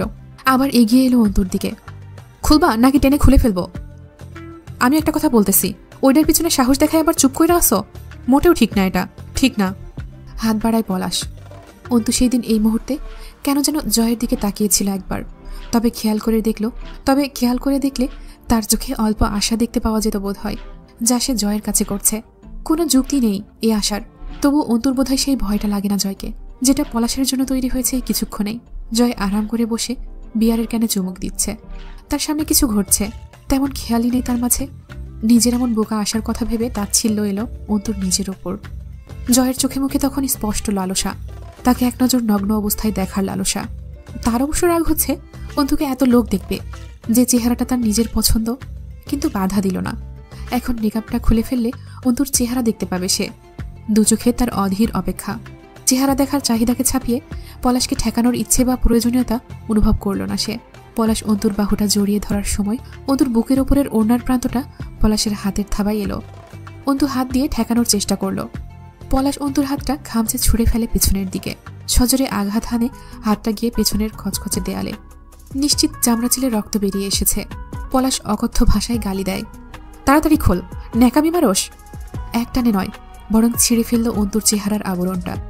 অন্তুর গলা থেকে একটা সরু আহাজারি বেরিয়ে আসে। সেই আহাজারিতে চোখ তুলে তাকায় জয়, আর নজর ফেরায় না। পলাশ ঝটকা খেয়ে অল্প সরে দাঁড়ায় অন্তুকে ভালোভাবে দেখার জন্য। মেয়েটার কান্না থেমে গেছে, চোখের পাপড়ি ভেজা, অথচ পানি গড়াচ্ছে না। মুখটা লাল হয়ে আছে, চিকন ঠোঁটের কিনারা মাঝে মাঝে উত্তেজনায় কেঁপে উঠছে। জয় আর অন্তুর এক দুর্বদ্ধ দৃষ্টি বিনিময় হলো সেই মুহূর্তে। পলাশ হাসছে, তার হাসি কথা বলছে। জীবনে প্রথম বোধ হয় বহুল আকাঙ্ক্ষার বস্তুর সামনে দেখতে পেয়ে দুটো চোখও হাসছে। সে অভিভূত, সে আসক্ত। নিঃশ্বাস জোরে জোরে পড়ছে পলাশের। আশেপাশে কমপক্ষে 10-15 জন পুরুষ অন্তুকে গিলছে। অন্তু তাকিয়েছিল জয়ের দিকে, কিন্তু জয় হুট করেই নজর ফিরিয়ে বিয়ারের ক্যানটা পাশে রেখে ঘাড় ঘুরিয়ে হা করে শ্বাস ফেলল। অন্তুর আর কান্না পাচ্ছে না। আব্বু বলতো, ছাগল যদি জবাই হয়ে গেল, সেটাকে কাবাব করা হোক আর ঝোল রেঁধে খাওয়া হোক, অথবা কিমা করা হোক, ছাগলের আর কিছুই যায় আসে না। পলাশ হেসে উঠল এবার শব্দ করে, আরে বাস, তোমার বাপের ঘরে এরকম একখানা আইটেম আছে, জানলে কি আর বেচারা। অন্তুর ভেতরে একটা তীব্র যন্ত্রণা শুরু হলো। সে আজ প্রদর্শনীর পণ্যের মতো এতগুলো পুরুষের মাঝে প্রদর্শিত হচ্ছে। আব্বু বিষয়টা সহ্য করতে পারবে? নেকাবের এক অংশ ছিঁড়ে পলাশের হাতে গিয়েছিল, সেটা পলাশ ছুঁড়ে ফেলল। যে অংশটুকুতে অন্তুর গলা পেঁচিয়েছিল তা নিস্তেজ হাতে আস্তে করে খুলে ফেলে দিল অন্তু। এখন শরীরে বোরখা, বুকের ওপর এক টুকরো ওড়না আছে। সকলেই তাকে দেখছে। অন্তু প্রস্তুত হয় আমজাদ সাহেবকে যে কোনো হালে দেখতে। বুকে মোচড়ামুচড়ি শুরু হয়। অন্তু বাঁ হাতের তর্জনী ও মধ্যমা আঙুল সজোরে চেপে ধরে বুকের মাঝখানটায়। আকাশের দিকে তাকিয়ে সৃষ্টিকর্তার কাছে অভিযোগ করল। দুজন দুপাশ ধরে আমজাদ সাহেবকে নিয়ে ছাদের ঘরে প্রবেশ করল। সেই জায়গাটি আলোকিত। তার পাশের অন্ধকারের ভেতরে বসে আছে জয়। অন্তু কয়েক কদম পিছিয়ে ছাদের দেয়ালের সাথে ঠেকে দাঁড়ালো। শরীরটা থরথর করে কাঁপছে আবার। অন্তু হাউমাউ করে কেঁদে উঠল, মুখে হাত চেপে ধরে, কিন্তু আওয়াজ হলো না। আমজাদ সাহেব থরথর করে কাঁপা হাতটা বাড়াতে চায়। চোখে মুখে আতঙ্ক। ডেকে ওঠেন অস্পষ্ট স্বরে, অন্তু। অন্তু চোখ বুজে ফেলল। আমজাদ সাহেবের মুখটা থ্যাতলানো প্রায়। শার্টের অর্ধেকটা ছিঁড়ে গেছে, হাতে কাঁচা কাঁচা দাগ। টলছেন তিনি, চোখ খুলে রাখতে পারছিলেন না। ড্রাগ দেওয়া হয়েছে বোধহয়। মেহেদি রাঙানো দাড়িওয়ালা থুতনিতে গভীর থ্যাতলানো ক্ষত। কি দিয়ে মেরেছে এরা? অন্তু দৌড়ে গেল আব্বুর দিকে। পলাশ মাঝে এসে দাঁড়ালো। অন্তুর পুরো শরীরটা আন্দোলিত হয় পলাশের দেহের ধাক্কায়। মেয়েটা সঙ্গে সঙ্গে গুটিয়ে গেল, যেন একদম আগুনের দাপে পলিথিন যেমন ঝলসে যায় ঠিক তেমন। আমজাদ সাহেব কিছু বুঝলেন কিনা কে জানে। যতদূর সম্ভব কড়া ড্রাগ উনার শরীরে। আমজাদ সাহেবের কোনো দিকে খেয়াল ছিল না। সে কেবল অবচেতন অথবা প্রায় অচেতন চোখে মেয়েকে দেখছিল। পলাশের হাতের বেষ্টনীতে গলাকাটা মুরগির মতো ছটফট করছে অন্তু। তার মাথা আলগা, বুকের ওড়না ঠিক নেই, মুখে পর্দা নেই। সহ্য করতে না পেরে টলমলে মাথা নামিয়ে নিলেন। ভিখারির মতো ভিক্ষা চেয়ে উঠলেন। ও পলাশ, আব্বা আমার মেয়েটাকে ছেড়ে দাও আব্বা। ও বাচ্চা মানুষ। পাপা আমার ছেলে করেছে, আমি করেছি, জন্ম দিয়েছি। ও তো কিছু করে নাই আব্বা। তুমি কি করেছো ওর সাথে? আমার মেয়ের পর্দা কই? ও ছোট মানুষ বাপ, ওকে ছাড়ো। তুমি আমাকে মারো, ও পলাশ আমাকে মারো, দেখবে ঠিক অন্তিক আসবে। তুমি আমাকে আরো মারো পলাশ। পলাশ শোনো, আমি আমার সব কিছু দিয়ে দেব। তুমি কত টাকা পাও তার ডাবল দিয়ে দেব পলাশ। তার বলা কিছু শব্দ বোঝা গেল, কিছুটা আর্তনাদ অস্পষ্ট জমা হলো কুয়াশাচ্ছন্ন প্রকৃতির আবহাওয়ায় বোধ হয়। জয় এক দৃষ্টিতে চেয়েছিল আমজাদ সাহেবের দিকে। ওর ভেতরটা রাগে নাকি হিংসায় বা জিদে জ্বলে উঠল। ও মার খেয়েছে, কতবার কতভাবে মার খেয়েছে। শরীরের বিভিন্ন স্থানে বাঁ সুই গাঁথা হয়েছিল। তার উপর লবণ না দিয়ে পার্টির ছেলেরা বিট লবণের গুঁড়ো ছিটাত। খুব চিৎকার করেছে জয় বন্ধ ঘরে। কই, কেউ তো বলেনি বাপ ছেলেটাকে ছেড়ে দাও, আর কষ্ট দিও না আমার জয়কে। ন্যাকামি যত্ত সব। জয় কি বেঁচে নেই? সেসব আঘাতের দাগ এখনো আছে শরীরে। এখন ওর রাত চলে পুরো দিনাজপুর সহ এই বাঁশের হাটে। ওর পিঠ বাঁকিয়ে হিপ বোনের উপরে কোমর সংলগ্ন কষে ঢুকাতে টান ফেলা হতো। তা চিকিৎসা করতে পিঠে স্টিলনেস রড ঢুকিয়ে কতদিন হাসপাতালের বেডে মরার মতো ফেলে রাখা হয়েছিল ওকে। ওর তো বাপ মা কেউ আসেনি। বেশি পরিমাণ ড্রাগ দেওয়া হয়েছিল, ফলে নাক মুখ এমনকি চোখের পানির সাথে রক্ত উঠে আসত। তার জন্য এভাবে কেউ কাঁদেনি। শুধু হামজা প্রতিবেলায় ঢাকা মেডিকেল কলেজে যাতায়াত করত। তরু তখন ছোট, প্রায় সে থাকতো জয়ের পাশে। এ অবস্থায় মেয়ের জন্য এত ছটফটানি বাপের? বাপেরা কি এমন হয়? সব বাপ। তাইলে তার বাপ কেন এমন হলো না? তাকে ফেলে রেখে ওপারে চলে গেছে, ফেলে গেছে তাকে এই দুনিয়ার নষ্টামি করে বেড়ানোর জন্য। ঢোক গিলল জয়, 2 ঢোক মদ গিলল। হিংসা হচ্ছে অন্তুর ওপর, ঘেন্না আসছে। ওই মেয়ে বহুতবার অপমান করেছে ওকে ভার্সিটিতে, আজ অন্তুরও অপমান হয়েছে। বাঁচাতে যায়নি জয়, শোধ। পলাশ অন্তুর হাতটা আরো শক্ত করে জোরে ধরে হাসল। কাকা, ডাক্তার, কসাই আর আমরা যদি মানুষের অনুরোধেই গলি, তাহলে এসব পেশা ছেড়ে ট্রাস্ট এনজিও খুলতে হবে, যেখানে মানুষ, গরু, সব ধরনের প্রাণীর যান বাঁচানো হবে। তাদের সব ইচ্ছা পূরণ করা হবে। ডাক্তার প্রতিদিন হাজার হাজার রোগীর মৃত্যু ঘোষণা দেয় হাতের পালস চেক করেই। তাদের মাঝে সব রোগীরই আত্মীয়রা চেঁচায়, কাঁদে। সেখানে কোনো একজনের কাদা বিশেষ লাগার চান্স নেই। কসাইয়ের ক্ষেত্রেও তাই। সব গরুই ছটফট করে, উঠে পালাতে চায়। তাই বলে সে কি জবাই করবে না? হ্যাঁ, আমাদের কাহিনীও সেম। আপনার মায়াডারে ভাল লাগছে, সুন্দর আছে, সকলেই কাবু, আমিও। মায়াডারে দেন সব মাপ। আমজাদ সাহেবের বোধশক্তি ড্রাগের প্রভাবে বিলুপ্ত প্রায়। পলাশ একটা চমৎকার প্রস্তাব দিল। কাকা, আমার অনেকগুলো হোটেল আছে, জানেন তো। অনেক মেয়েরা কাজ করে সেখানে। মানে বুঝতেই পারতেছেন আমি কি বলছি। আপনাদের এত অভাব, আপনার মেয়ে ভালো আয় করবে। আমজাদ সাহেব ঢলে পড়লেন মেঝের ওপর। ঢিপ করে আওয়াজ হলো যখন তার মাথা ছাদের ওপর পড়ল। পলাশ অন্তুর কাঁধে নিজের মাথাটা রেখে জোর করেই কুকুর যেমন গন্ধ সুখে ওভাবেই নাক টেনে বিশ্রী আওয়াজ করে মুখ দিয়ে। অন্তুর হাতে যেখানটায় পলাশ টেনে ধরেছিল সেখানটার শিরা ফুলে উঠেছে, রক্ত সঞ্চালন বন্ধ হয়ে যাওয়ার উপক্রম। অন্তুর এর মাঝেই নিজের উপর তাচ্ছিল্য হয়। সিনেমায় এমন দৃশ্য দেখে মানুষ, বাস্তবে তো আড়ালে ঘটে এইসব, তাই মানুষ প্র্যাকটিক্যালি দেখতে পায় না। আচ্ছা, আখির সাথে কি হয়েছিল? এরাই কি করেছিল সেই সব? যারা এদের শিকার হয় তারা আর বেঁচে থাকে না মানুষকে তাদের উপর হওয়া অত্যাচারের বর্ণনা করার জন্য। তাই মানুষগুলো কঠিন সত্যগুলোকে আজও সিনেমার দৃশ্যের নাম দেয়। পলাশ হাত ছেড়ে দেয়। এক হাতে অন্তুর চুলগুলো মুঠো করে ধরে, অপর হাতে অন্তুর কোমরটা পেঁচিয়ে ধরে। নাকটা অন্তুর গলার কাছে ঘেঁষে খুব আরাম করে। জয় উঠে দাঁড়ায় চট করে। ছাড়েন ভাই। পলাশ শুনল না। জয় মনোযোগ দিয়ে হাতের নখের কোনা কামড়ে নখ কেটে বলল, ছাড়েন, ছেড়ে দেন ওকে। কথা শেষ করে চোখ তুলে তাকালো এবার। অন্তু চোখ বুজে আছে, ঝরঝর করে চোখে পানি বেয়ে পড়ছে। ঘেন্নায় চেহারাটা কুঁচকে আছে। জয় ডেকে উঠল, পলাশ ভাই। পলাশ পেছন ফেরে, হুঁ, ছাড়েন ওরে, আর দরকার নাই, এই যথেষ্ট, আর না। ও বিরক্ত হচ্ছে মনে হয়। পলাশ খুব তৃপ্তি করে হাসল। চুপচাপ গিলে যা আপাতত, পরে ভাগ দেব। জয় উঠে এগিয়ে গিয়ে শান্ত হাতটা পলাশের হাতের ওপর রাখে। ভাই, ছাড়েন ওরে, ছাড়তে বলছি আমি।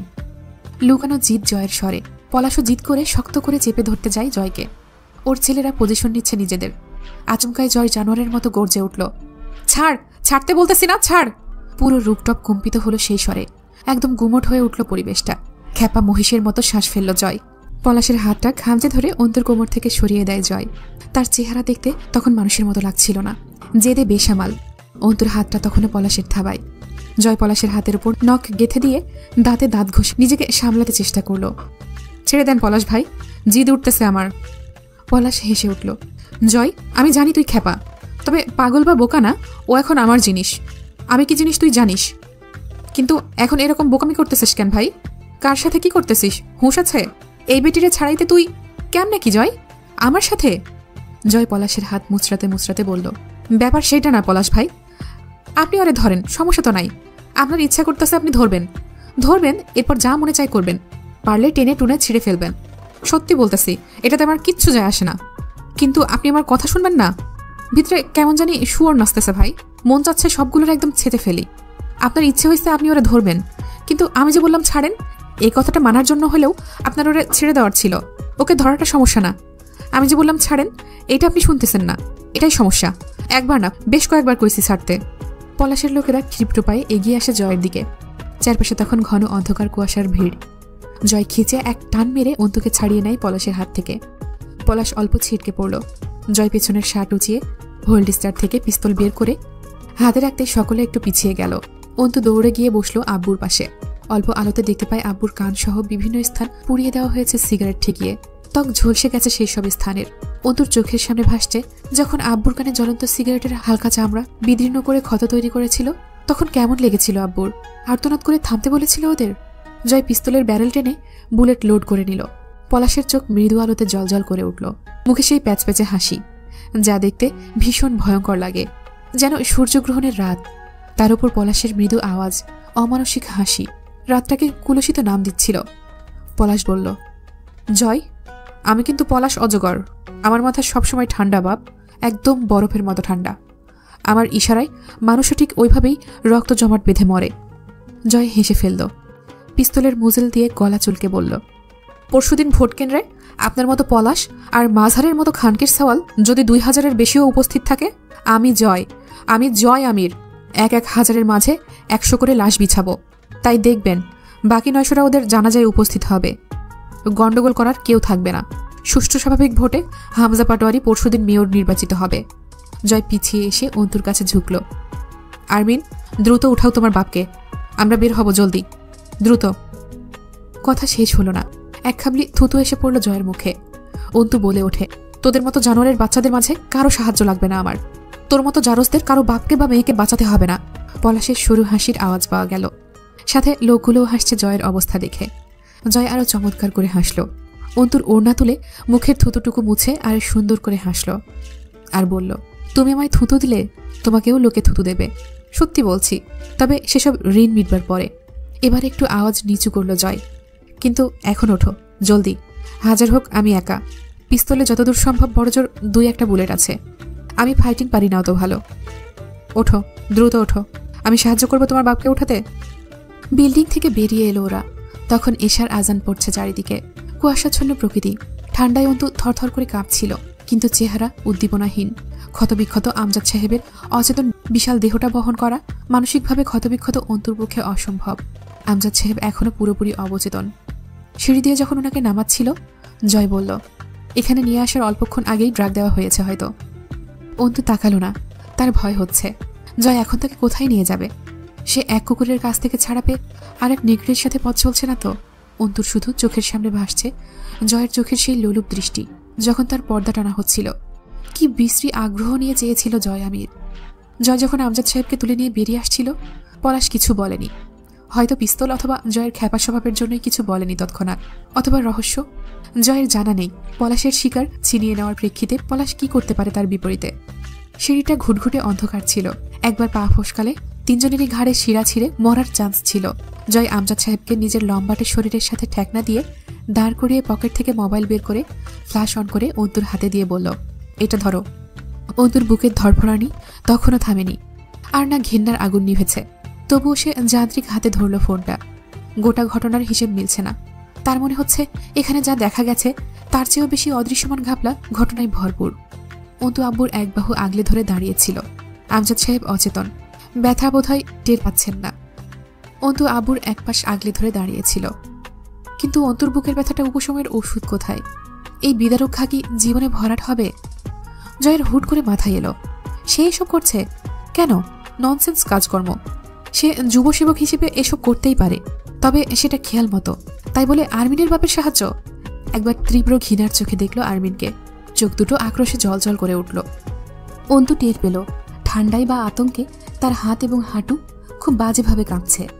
শরীরের চাদরটা ওখানেই ধস্তাধস্তিতে পড়ে গিয়েছিল। এখন এক টুকরো ওড়না আছে বুকে, মাথায় কিচ্ছু নেই। সে অল্প একটু ওড়না মাথায় তুলে রাখল। অভ্যাসবশত যেই মুখটা আবৃত করার জন্য আপনা আপনি হাতের ওড়না মুখে উঠে যাচ্ছিল, সঙ্গে সঙ্গে হাত নামিয়ে ফিক করে হেসে ফেলল। চোখে এসে পানি জমল একদলা। ভেতরের যন্ত্রণারা ধিক্কার দিয়ে উঠল ওকে। বোকা মেয়ে, তুই তো জবাই হয়ে গেছিস। তোর আর কি কিছু বাকি আছে? মুখ ঢেকে এখন আর নাটক না করলেই নয়। যা সংরক্ষিত রাখতে হয় তা শতভাগ অক্ষত রাখতে হয়। সেখান থেকে একরত্তি দানা খসে পড়লেও সংরক্ষণের মান হারায়, সেটা অসংরক্ষিত হয়ে যায়। এই আবরণ খোলার পর তার দর্শনে কতগুলো পুরুষ মজা লুটেছে। নাটক না করে সামনে হাঁট। 22 বছরের এই সংরক্ষণের খোলসে আজ ইঁদুর ঢুকেছে। তাও সেই ইঁদুর তাড়িয়েছে কে জানিস? আরেকটা পশু, যে তোকে ধরলে হয়তো শুধু তোর সম্ভ্রমই নয়, বোধহয় গোটা তোকেই খাবলে খেয়ে ফেলবে। বাঁশের ঝাড়টার দিকে তাকিয়ে সিগারেটে লম্বা লম্বা টান দিচ্ছিল মুস্তাকিন।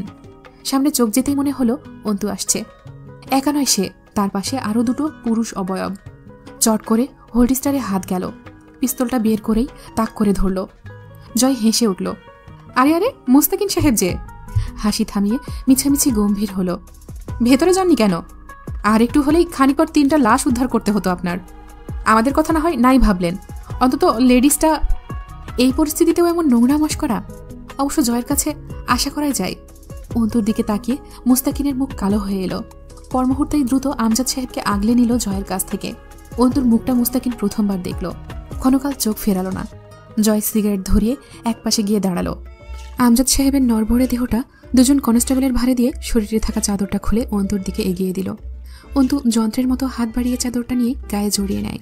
মুস্তাকিন প্রায় রুষ্ট কণ্ঠে বলল, মুখ ঢেকে নিন অন্তু। এখানে কি হয়েছিল পরে শুনছি।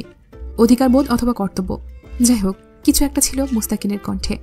জয় মুস্তাকিনকে বলল, তো যান তাহলে, আমার গাড়ি আসবে। ভিআইপি লোক তো। চোখ মারল কথা শেষে। মুস্তাকিন হাসল। খুব শীঘ্রই দেখা হবে। জয় মাতালের মতো কাঁধ দুলালো। ওরা চলে যেতেই জয় পেছনে তাকায়। পুরনো দোতলার রূপটপ থেকে পলাশের জলজলে চোখ দুটো যেন জয়কেই দেখছিল। পুরো দলসহ দাঁড়িয়ে দেখছে এদিকের কাণ্ড। আমজাদ সাহেবকে একটা প্রাইভেট হাসপাতালে ভর্তি করালো মুস্তাকিন। সে লোক পাঠিয়েছে রাবেয়াকে আনতে। রাত 10টা বাজবে। অন্তু বসেছিল বেঞ্চের ওপর। বেশ কিছুক্ষণ নির্লজ্জর মতো দেখল মুস্তাকিন মেয়েটাকে। আসলেই যা সহজে পাওয়া যায় না, তা হুট করে পেয়ে গেলে মানুষের আগ্রহ পেয়ে বসে। মুস্তাকিনও রেহাই পেল না সেই আগ্রহ থেকে। অন্তুকে দেখা যায় না, আজ যাচ্ছে। যদিও বিষয়টা মুস্তাকিনের ভালো লাগছিল না। ধীরে হেঁটে এসে অন্তুর পাশে বসল। রক্ত শুষে বেরিয়ে গেলে মানুষের মুখের বর্ণ যেমন হয়, অন্তুরও তেমন হয়েছে। প্রাণ নেই মুখে, উদ্দীপনার বড্ড অভাব। হাঁটুর ওপর 2 হাত একত্র করে থুতনি ঠেকিয়ে আনমনে চেয়ে আছে। অন্তুর দেহ এখানে বসা ছিল, তার নজর ছিল না এই জগতের কোথাও। প্রথমের কিছু বছর অন্তিকের অস্বাভাবিক হয়ে যাওয়া, তারপরে সেদিন তার নিখোঁজ হওয়া, এরপর আব্বুর, এরপর অন্তুকে ডাকা। বাকিটা আরও ঘোলাটে। জয়ের আচরণ আরও রহস্য বাড়িয়ে দিচ্ছে। হিসেবটা সাধারণভাবে সমাধান করা যাচ্ছে না। কোথাও একটা কিন্তু থেকে যাচ্ছে। স্যারকে ওরা কেন নিয়ে গিয়েছিল? মুস্তাকিন মেঝের দিকে ঝুঁকেই বলল। অন্তু বলল, কথা বলতে ইচ্ছে করছে না। এক রুখার মতো করেই বলে উঠল মুস্তাকিন, আপনার ইচ্ছাটাকে প্রাধান্য দিতে ইচ্ছে করছে না আমার, বলুন। অন্তু সেই নিস্তেজ স্বরেই কিছুক্ষণ পর বলল, ইচ্ছে দুজনের দুটো, কারটাকে প্রাধান্য দেব? এ পর্যায়ে জেদি লাগলো মুস্তাকিনকে। আমারটাকে। অন্তু বলে উঠল, জোর করছেন? চোখ তুলে তাকালো অন্তু। মুস্তাকিন চমকে ওঠে। ভয়ানক সে চোখ, লাল টকটকে, এক ধরনের জেদ ও যন্ত্রণার সংমিশ্রণে ভরপুর। যা ভাবেন তাই। কি হয়েছিল ওখানে? একটু থেমে অপরাধীর মতো বলল, আমার উচিত হয়নি সময় 1 ঘন্টা দেওয়া। আমি ভেবেছিলাম সাধারণ কিডন্যাপিং কেস। অন্তু বলে উঠল, কি করতেন গিয়ে? কিছুই করার ছিল না বলে মনে হয় আপনার? এই হাতে মার্ডারও করেছি ম্যাডাম। যখন ওপরমহল থেকে ঘুষ খেয়ে আমাকে অর্ডার করা হয়েছে প্রমাণ নষ্ট করে আসামিকে ছেড়ে দিতে, রাতের অন্ধকারে লাশ বানিয়ে ছেড়ে দিয়েছি আসামিকে। সিনিয়রদের কথা অমান্য করিনি। মুস্তাকিনের কথাবার্তা উগ্র লাগছিল শুনতে। সেই চেনা ভদ্রলোককে ফুঁড়ে বেরিয়ে আসছিল এক গোপন বিপ্লবী সত্তা। অন্তু কথা বলল না। তার নিজের কথা ভাবার অবকাশ নেই মস্তিষ্কে।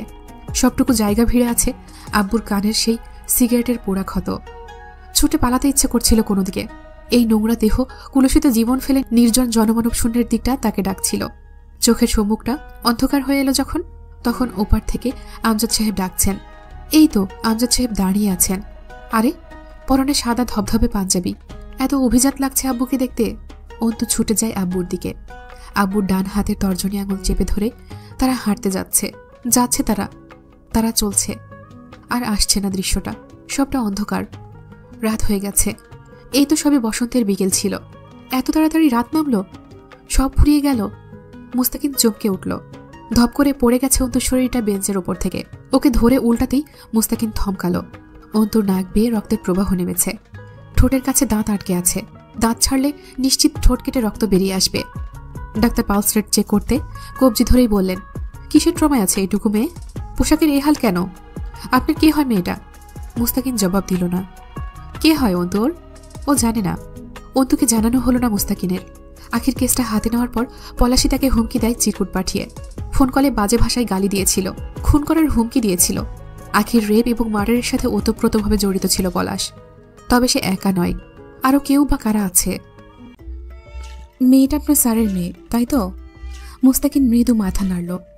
ডাক্তার কিছুক্ষণ চুপ থেকে বললেন, দেখুন অফিসার, আপনি নিজেই যেখানে উপস্থিত সেখানে পুলিশ কেসে যাওয়ার আগে আপনার সাথে আলাপ করে নিচ্ছি। মেয়েটার কথায় পরে আসছি। ওর বাবার শরীরে ভালো মাত্রায় বুপ্রেনড্রোফিন ড্রাগ ইনজেকশন পুশ করা হয়েছে। সাথেই যে চোরাই আঘাতের চিহ্নগুলো রয়েছে দেহে, পরবর্তীতে সেই সব স্থানে টিউমার এবং তা থেকে ক্যান্সার সৃষ্টি অবধি হওয়ার সম্ভাবনা রয়েছে। বুঝতেই পারছেন কেমন চোরাই মারের শিকার হয়েছেন লোকটা। কিন্তু এইসব কারা করেছে, কেন করেছে? এখন প্রশ্ন উঠলেই চিকিৎসকবাদী কেস ফাইল করা আমাদের কর্তব্য। সেটা আপনার জন্য ঠেকে রইল। এরকম একটা কেসে আমরা এভাবে চুপ থাকি না, কিন্তু যেখানে স্বয়ং আপনি, তবুও থানায় জানাতে। মুস্তাকিন ব্যস্ত হয়ে উঠল। বুঝতে পেরেছি, ওসবের আর দরকার নেই। অন্তু, মানে মেয়েটার কি অবস্থা সেটা বলুন ডক্টর। গভীর ক্ষত মানসিকতায় কোনো ঘটনা তাকে আঘাত করেছে, যা তার জন্য একযোগে নেওয়া বোধহয় কঠিন হয়ে পড়েছে। আমরা বোকা নই অফিসার। ওর কন্ডিশন যেটুকু দেখেছি এবং গেট আপ যা ছিল এখানে আসার পর, আই থিঙ্ক ওকে রেপ করার চেষ্টা করা হয়েছে। পরনে বোরখা ছিল, তাও অক্ষত নয়। আবার ওর বাবার এই হাল। আপনি কি কিছু লুকাতে চাচ্ছেন? একটা মেয়ের জন্য ব্যাপারটা মরণসম প্রেশার, ইম্প্যাক্ট তার মানসিকতার উপর পড়বে। আপনারা ব্যাপারটাকে ফ্যান্টাসি হিসেবে নিচ্ছেন যেন।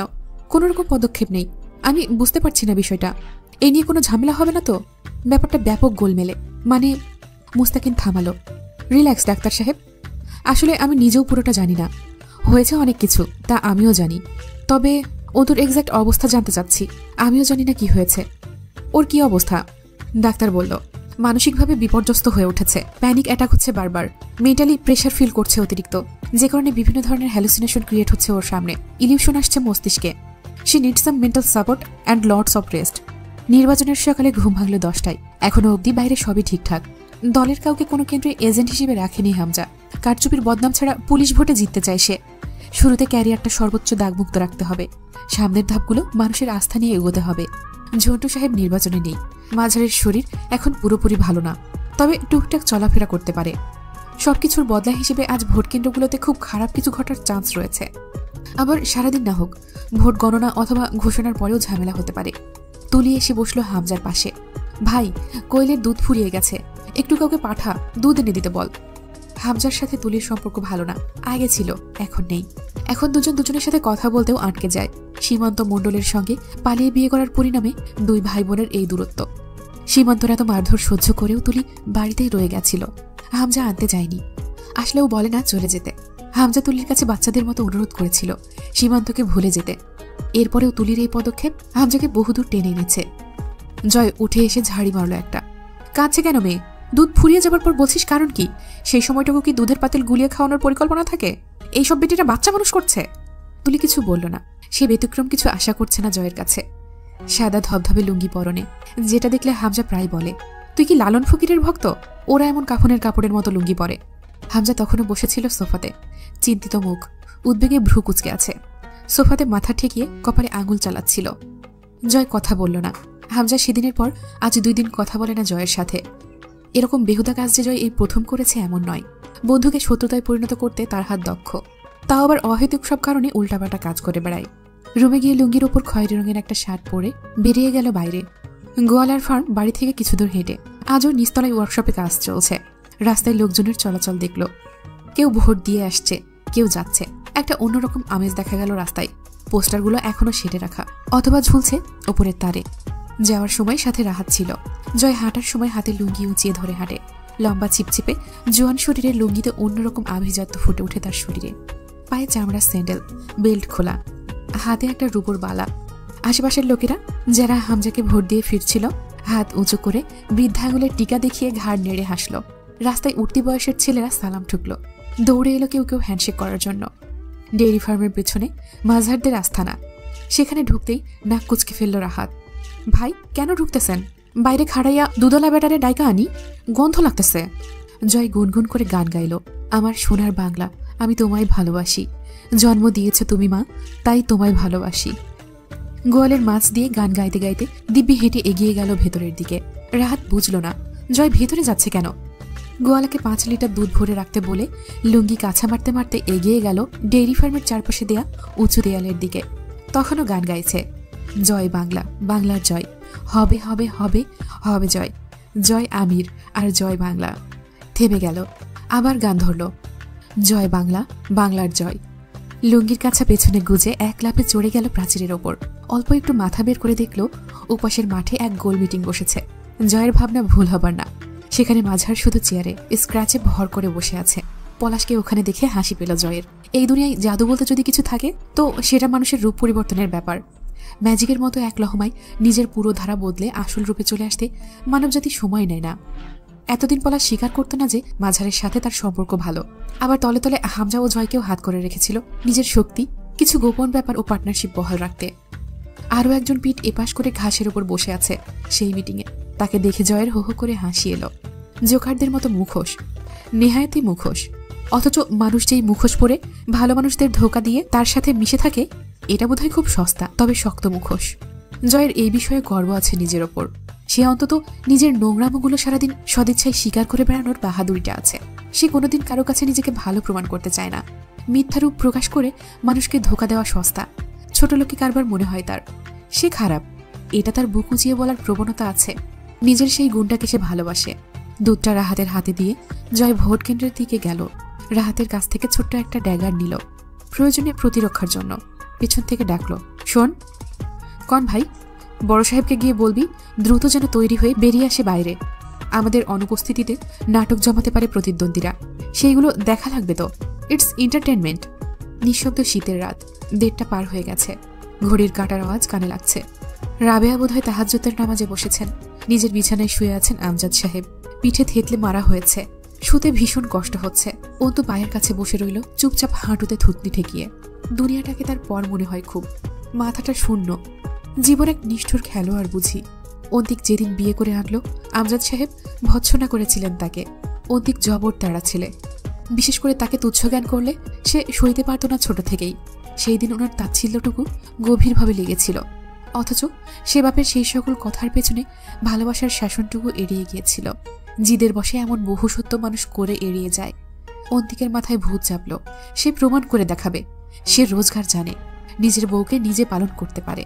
কিন্তু গয়না মার্জিয়া এনে দিয়েছিল বাপের বাড়ি থেকে। মার্জিয়া অন্তিকের চেয়েও বেশি জেদি। অন্তু নিশ্চিত পুরোটা অন্তিকের না, বরং বেশিরভাগ উৎসাহই মার্জিয়ার। কারণ সেদিন অপমান মার্জিয়াকে ঘিরেই করা হয়েছিল। সেই গয়না বন্ধক রেখে পলাশের কাছে সুদের চুক্তিতে টাকা নিল অন্তিক। কিন্তু পলাশ কোনো যেন তেন মহাজন নয়, একেবারে নরক থেকে উঠে আসা এক অভিশাপ।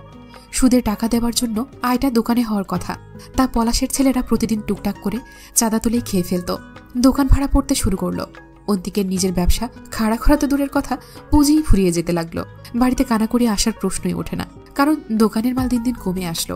পুঁজি নিশ্চিহ্ন হয়ে যাচ্ছিল।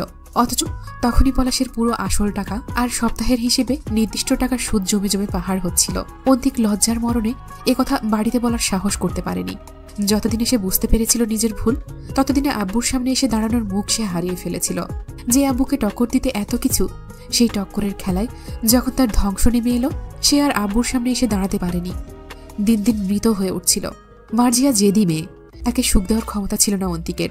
সে ঋণে ডুবে প্রায় মৃত। আবার মার্জিয়ার বাপের বাড়ির গহনাও সে খেয়ে ফেলেছে। সে চাইলেও বউকে শাসন করতে পারেনি, বা সেই মানসিকতাই হয়তো ছিল না। শিক্ষিত একটা ছেলে সন্ত্রাস মহাজনের কাছে এভাবেই শোষিত হয়েছে। নিজের ব্যক্তিত্ব হারিয়ে ফেলেছিল খুব খারাপভাবে।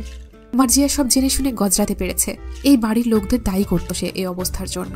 অন্তু এবং ওর বাবা মাকে এজন্যই সহ্য করতে পারত না কোনোদিন। অন্তুর গাল বেয়ে টসটসে গরম জল গড়িয়ে পড়ল। সেই কান্নায় আওয়াজ অথবা মুখের অঙ্গভঙ্গি নেই। এত কিছু হয়ে গেছে, অথচ কোনোদিন আন্দাজ করার সুযোগই পায়নি। ভালোবাসলে মূল্য চুকাতে হয়। আমজাদ সাহেব বাপ হিসেবে সন্তানকে ভালোবাসার দায়ে এই মূল্য চুকালেন। কিন্তু সে কি সে দানে বলি হলো পলাশের হাতে, বোন হিসেবে? এরকম তো কথা ছিল না। তাহলে বড় ভাইকে গোপনে ভালোবাসার দায়, ছোটবেলার সেই সব সুন্দর খুনসুটির দায়, কিসের দায় চুকিয়েছে অন্তু? দূর থেকে বোমাবাজির আওয়াজ আসছে।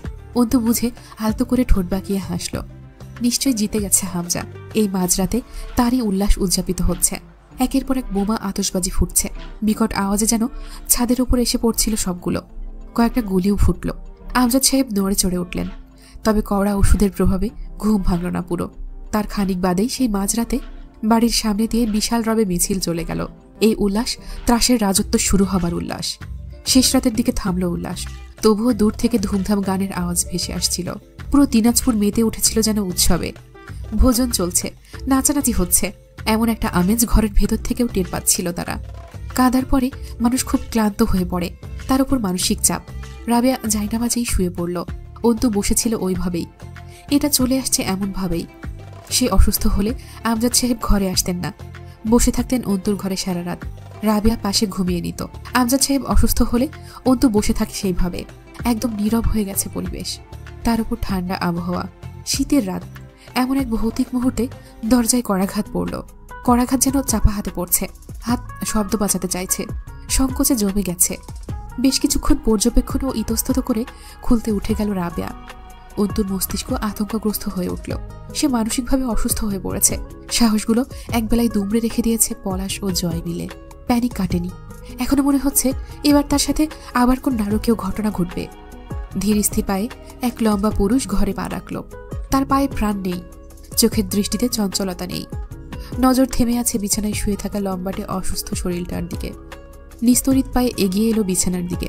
অন্তু তাকিয়ে দেখল না, শক্ত হয়ে বসল। এতক্ষণের আতঙ্ক দূর হয়ে এক বুক ঘেন্না তার শির দ্বারা বেয়ে নেমে যাচ্ছিল। পুরুষ অবয়ব ধপ করে বসে পড়ল আমজাদ সাহেবের পায়ের কাছে। আস্তে আস্তে হাত এগিয়ে দিল উনার পায়ের ওপর। বহুদিন পর এই ঘরে প্রবেশ তার। আমজাদ সাহেবের এত কাছে আসা। ঝুঁকে বসে রইল বেশ কিছুক্ষণ। টপ টপ করে এক ফোঁটা জল পড়ে আমজাদ সাহেবের পায়ের ওপর বিছানার কম্বলে। অন্তু উঠে বেরিয়ে এলো রুম থেকে।